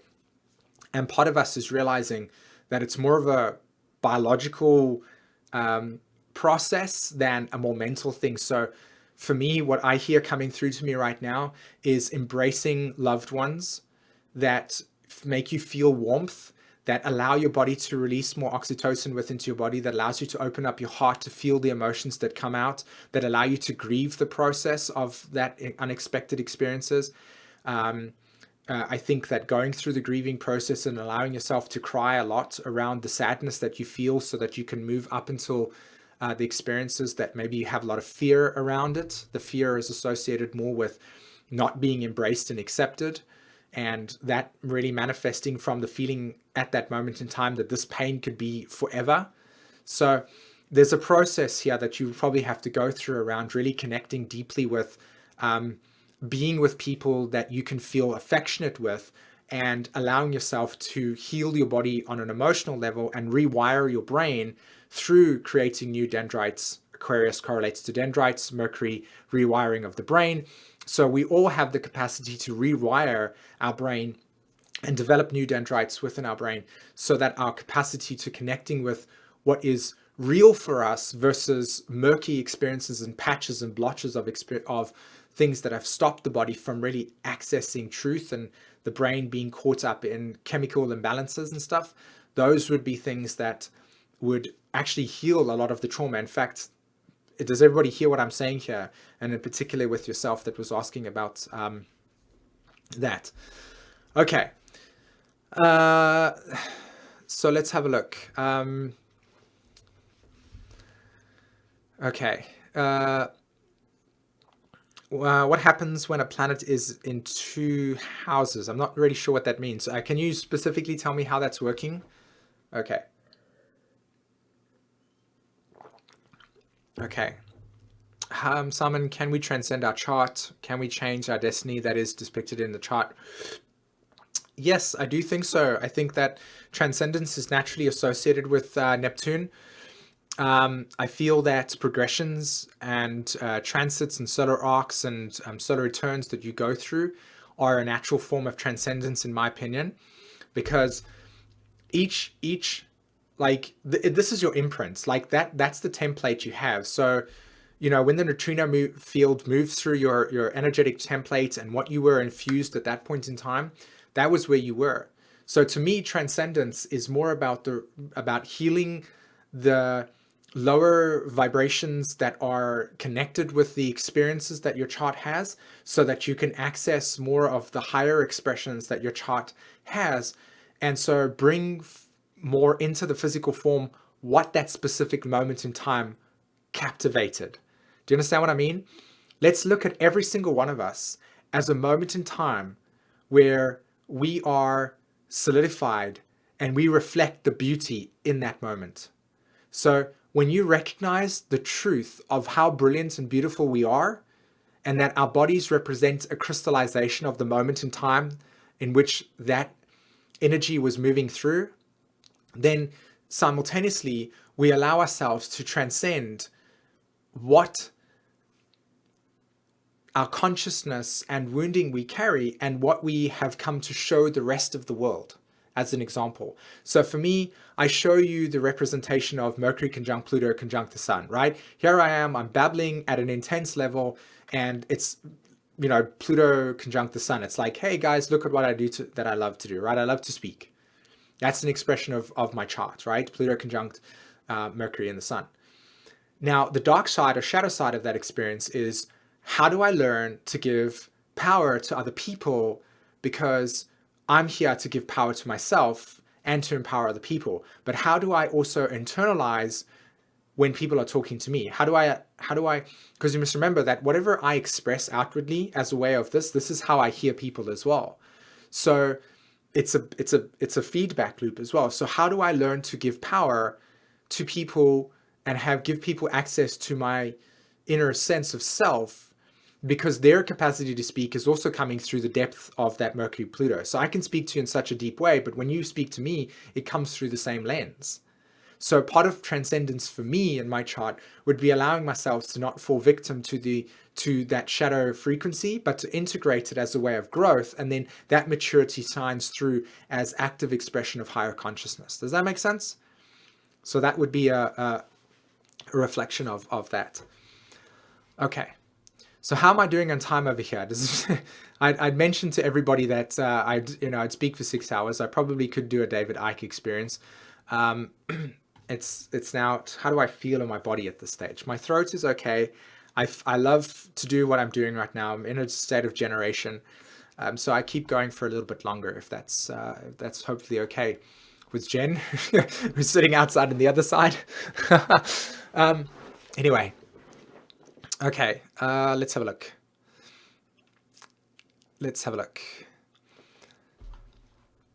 Well, this is the point. So, I appreciate you giving us your time, and this is what I wanted to reflect through this chart. Like, this is a direct experience of that expression. For me, I'm giving to myself because I love this state. It's like the buzz that I get off the state is so intense that for me to share it is a way of giving to myself. So as I give to you through my active expression, I'm giving to myself, and as I give to myself, I give to you. And that's this kind of feedback loop that I'm trying to reflect in this chart over here. So I hope that kind of comes out loud and clear. And of course, as much as everything, I love to see everybody really enthusiastic about learning about their soul.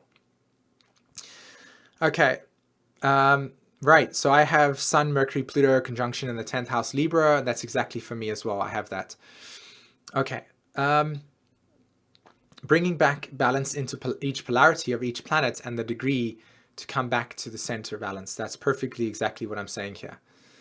Okay.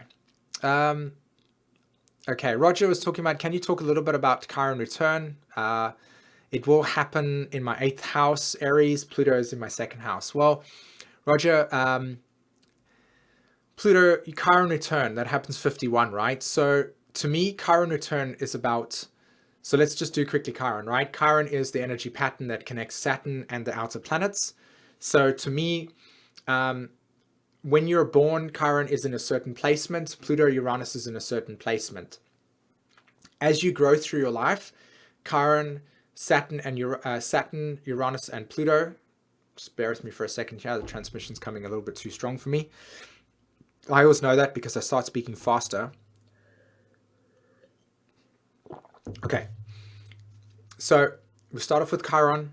Chiron connects Saturn, physical boundaries, your physical form, how you can process reality, emotional development, and sense of identity, to Uranus, non-linear, abstract, doesn't make any sense, won't make any sense, don't try to make sense of it.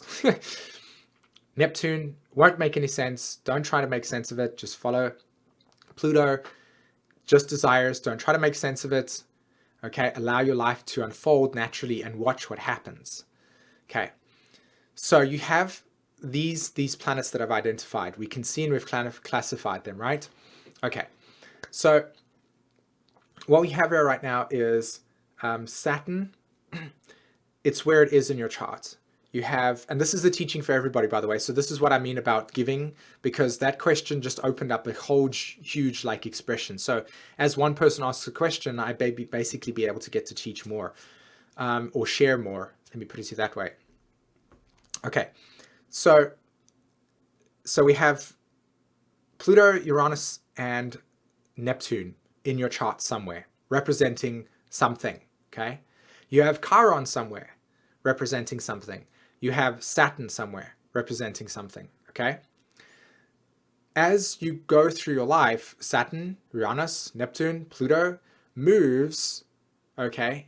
And that relationship and unfoldment of how those planets are moving creates the experience of your life, the experiences of your life, the ongoing awakening experience. That is why when you come onto the earth, you take your first breath and you breathe in deeply, deeply breathing into your body and allowing yourself to fill yourself up with life so that when you exhale, you give back to life and you experience it, right? Manifestation is all about the process of breath. It honestly is. The deeper you breathe into life, the deeper you trust it, the more you can give back out. Okay, so as life unfolds for you, you go through experiences, right? When your Chiron hits its return, basically you've had Chiron hit every single point in your chart with every single possible angle that exists, from a conjunction to your natal Saturn, to an opposition to your natal Saturn, to a trine to your natal Saturn, to a square to your natal Saturn, to a square to your other Saturn, to a conjunction to your Pluto, to your opposition to your Pluto, and so on and so forth with all the planets. Meaning that your internal planets of Saturn and your outer planets would have had and formed connection over your life. Does this make sense? So, in other words, the outer planets and your inner planets and the formation of spirit coming into matter have basically been completed and merged. So when your Chiron return hits, you become awakened to the realization of what your higher self and meaning of existence was about. Your essential lessons are over. Now, the context of your lessons being over is not that your lessons are over and you won't learn new things, but because your experience of the connection of all of these planets being there is that you're fully able to awaken to what those planets, when you came into this earth originally with, have meaningful. What is the evolution of your life? Now, when you hit your Chiron return, if you are able to experience an awakened thing and realize this whole your life was about these lessons that you experienced and these growth patterns that you learned, you become innately wise about these things. You become the teacher.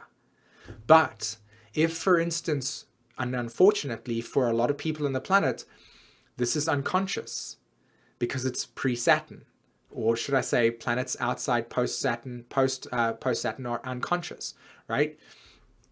So post your Saturn, this is when we begin to internalize the victimization of life. Life will never change. It's always going to be the same. And so you have a choice.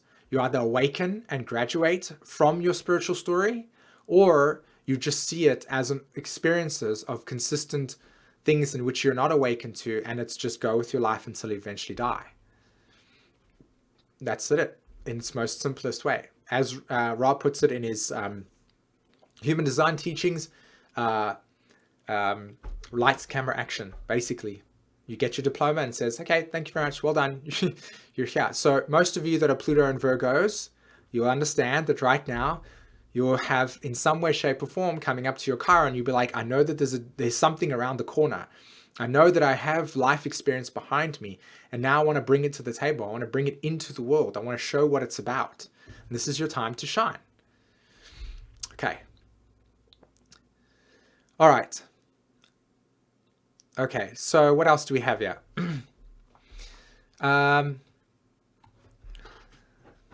So your Chiron's in the 8th house, right? This is the point, sorry.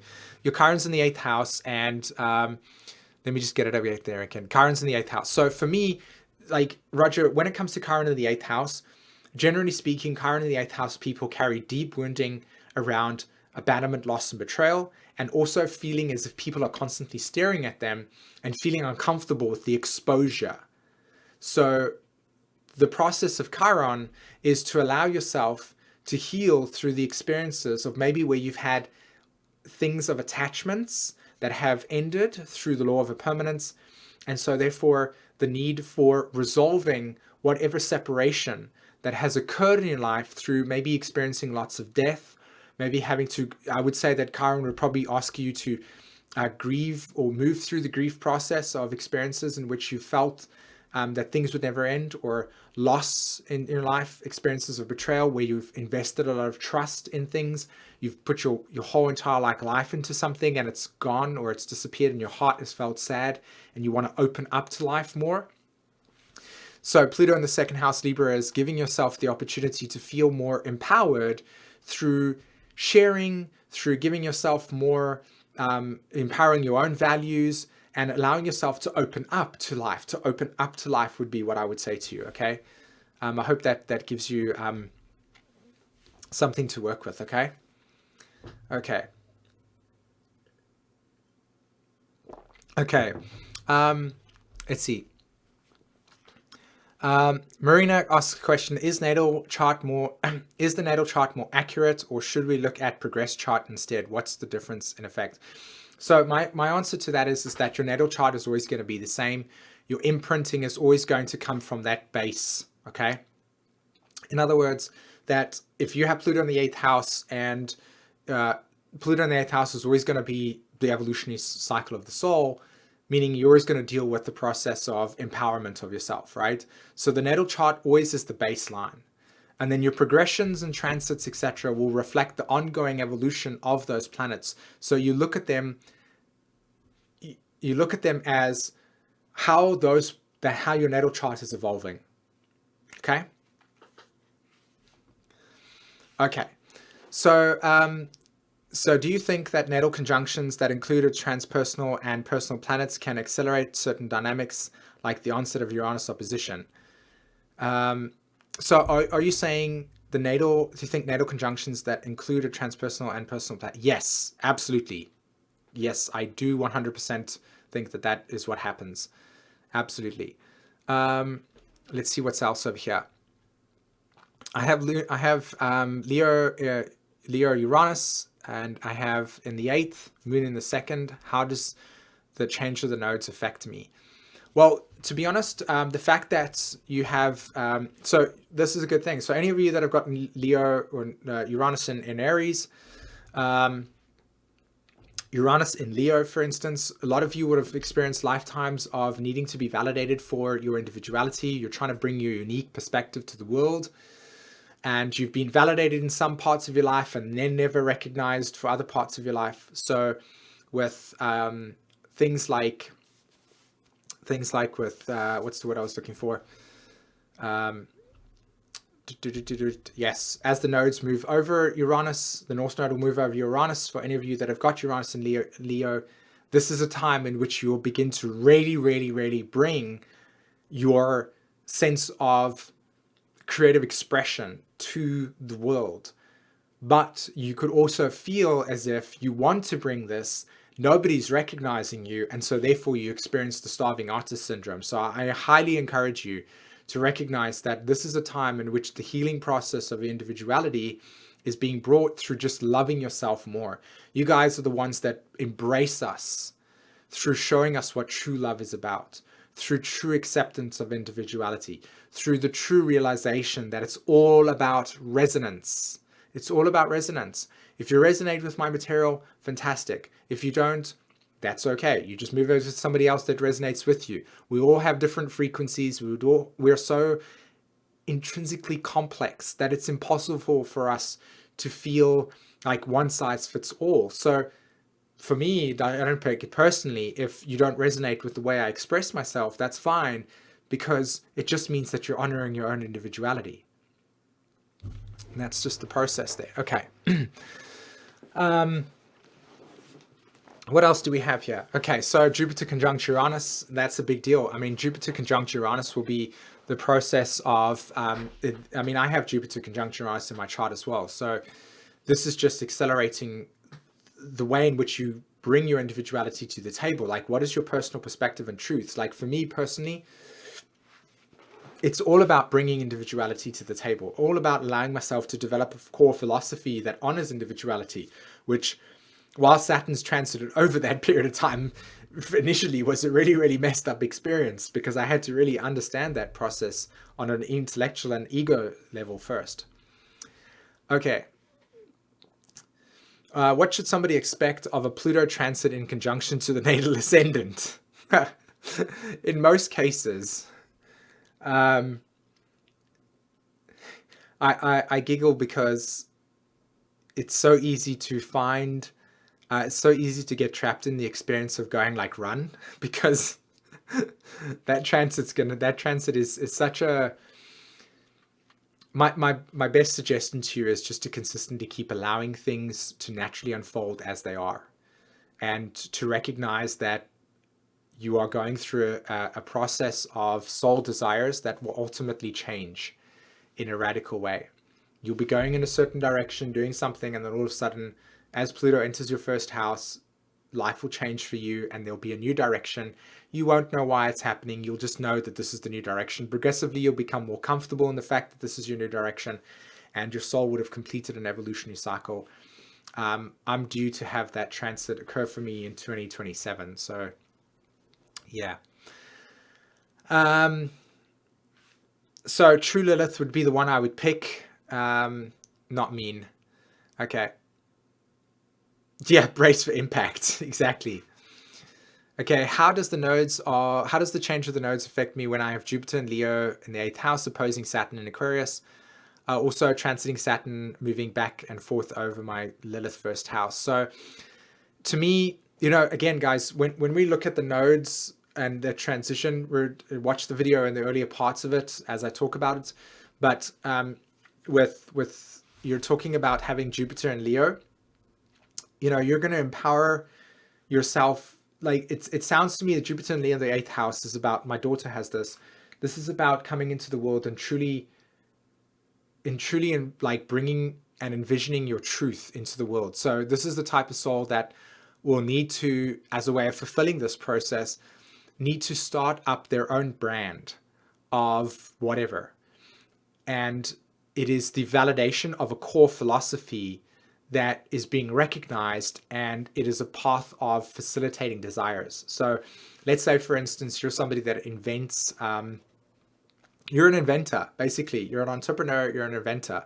Whether you feel that in yourself or not, that is the way it is, but you will fundamentally feel an opposition to how you can bring your ideas to the world and have your philosophy validated at the same time. You're trying to find a balance between what you believe to be true and what you feel fundamentally as the thing that you love, and how do you give your sense of personal sovereignty that capacity? How do you bring that together?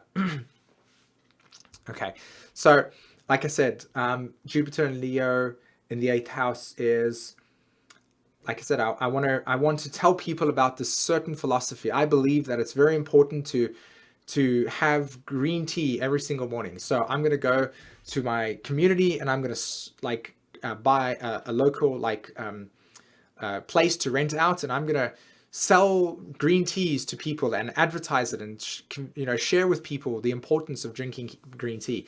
And it's the process of validating what you love, Leo, through the core philosophy, Sagittarius or Jupiter, and empowering that process as a way of seeing what that's about. Okay.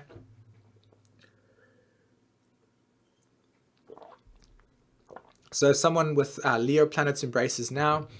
What about the Aquarian types? Exactly.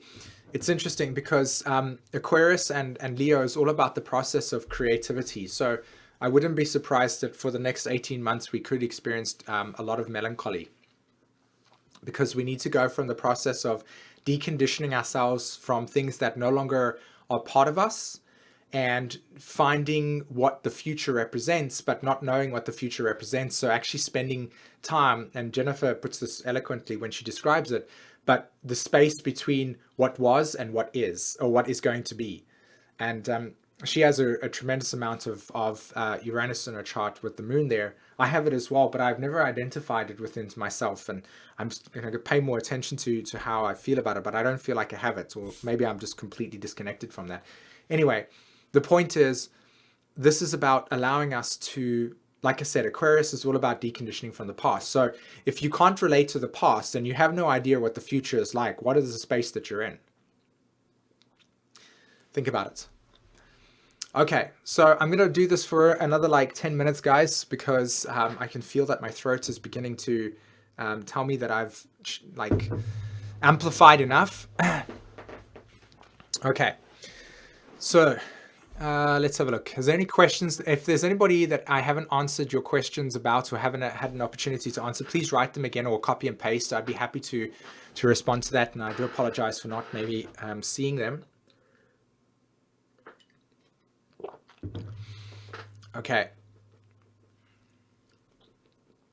Okay, so Michael's talking about, I hope I pronounced that right, your wife's chart ruler is Uranus, but it's also within an intercept chart. Okay, so her Chiron's in the 5th house, also intercepted. We wonder what might that mean. Well, if your Uranus is in the 1st house, that means that in this lifetime, individuality is your core theme. Like, you need to actually, this is a lifetime of breaking free from anything that has represented the past. That's the first question. So what are the themes in her life that she's needed to liberate herself from, that she's found liberated, that they're constricted in, whether it be, okay, Uranus in the 1st, the chart ruler is Uranus. I do apologize. Okay. So I have the same. I have Uranus in the 11th and Chiron in the 5th. I'm doing it right now. For me, my Chiron is about deconditioning my core sense of identity and association with groups that reflected myself in the past. And it's about empowering myself through the validation of my own desires and what that represents. I mean, that's just one aspect of it, right? But it's bringing me more interaction. So I would say that hers is a lot probably got to do with interaction and bringing more communication to the world and following what she loves as a way of finding groups that represent her own frequency versus being detached and being alienated from groups that might not recognize her own inner sense of self. Okay, so that would be my response, Michael, if that was what you, if that's correct. Yeah, so I hope everybody enjoyed the Yod video. That was a Neptune conjunct Saturn Sagittarius thing, because I spent a great deal of time trying to put that energy in there. I just couldn't ground it in the way. So I felt like the video was good, but it wasn't on my standards. Anyway, so yeah, the Yods is going to be something I want to talk about going forward in other conversations. Okay. What about Chiron transit the moon? Chiron transit the moon's an interesting experience because I feel like you become very aware of what your Chiron is about. So my suggestion to you, without trying to condition it, is to say what happened, what is happening right now in your life that you're hypersensitive to, that you can't really get a grip on and are trying to process. What is it? What is happening in your life? What do you feel like sensitive to? And get in touch with that process. Okay, with anybody that's got Chiron heading your moon or whatever's happening in your life right now, it's not like what's happening in your life. Astrology reflects life, it doesn't enact it. So if you want to understand what Pluto conjunct your south node represents and you're actually going through that transit, just look around you, look what's happening in life, look what you're having to deal with, and you'll see it very much there for you. You don't need to, you need to objectify it maybe with an astrologer, and I get that process, but as a way of looking at your life and spending more attention on what's happening for you immediately is a really, really good thing. So, or Facebook.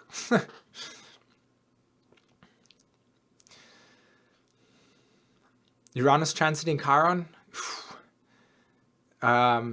That's a big deal. I haven't actually spoken to anybody that's had Uranus transiting their Chiron, or maybe I have and I've forgotten, but Uranus transiting Chiron is a very, very deep internal process, and it's a whole entire conversation, which I can feel my body is not able to do, but it's a big thing. So I'd happy to respond to that at some point. Okay, so I will remember that. I do apologize, but I do want to actually respond to it in a way where I give you depth, and I don't feel like my body can do that in that sense right now. Okay. Hi from Mexico. Yeah, don't be so hard on yourself. I know. Yep, that's me. Completely and utterly, like, I just have so much Virgo Capricorns. I demand so much of myself that I think, I mean, you can see it. It's not something that's not visible. It's very transparent with me. Okay. Is there a significance to the time in between the mean and true nodes as the nodes, as they shift? I honestly don't know, to be honest. That would be something that I'd be super interested to hear about based on people's observations and discussions. Okay.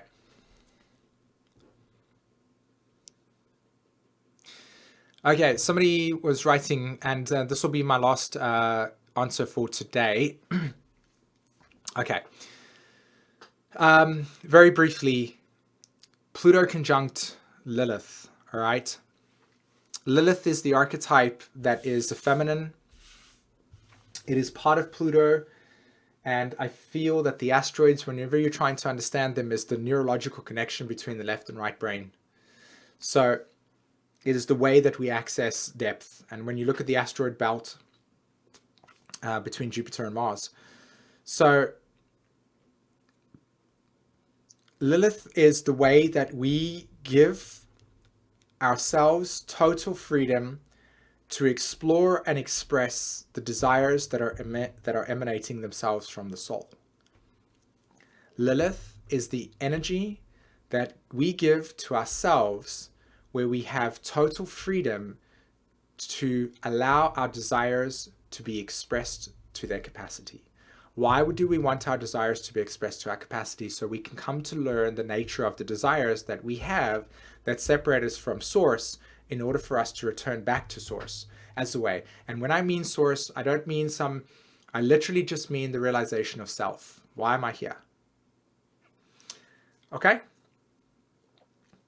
So when it's Pluto, there's an intensity, there's a purification, there's a need to recognize and empower yourself through the realization of your total truth.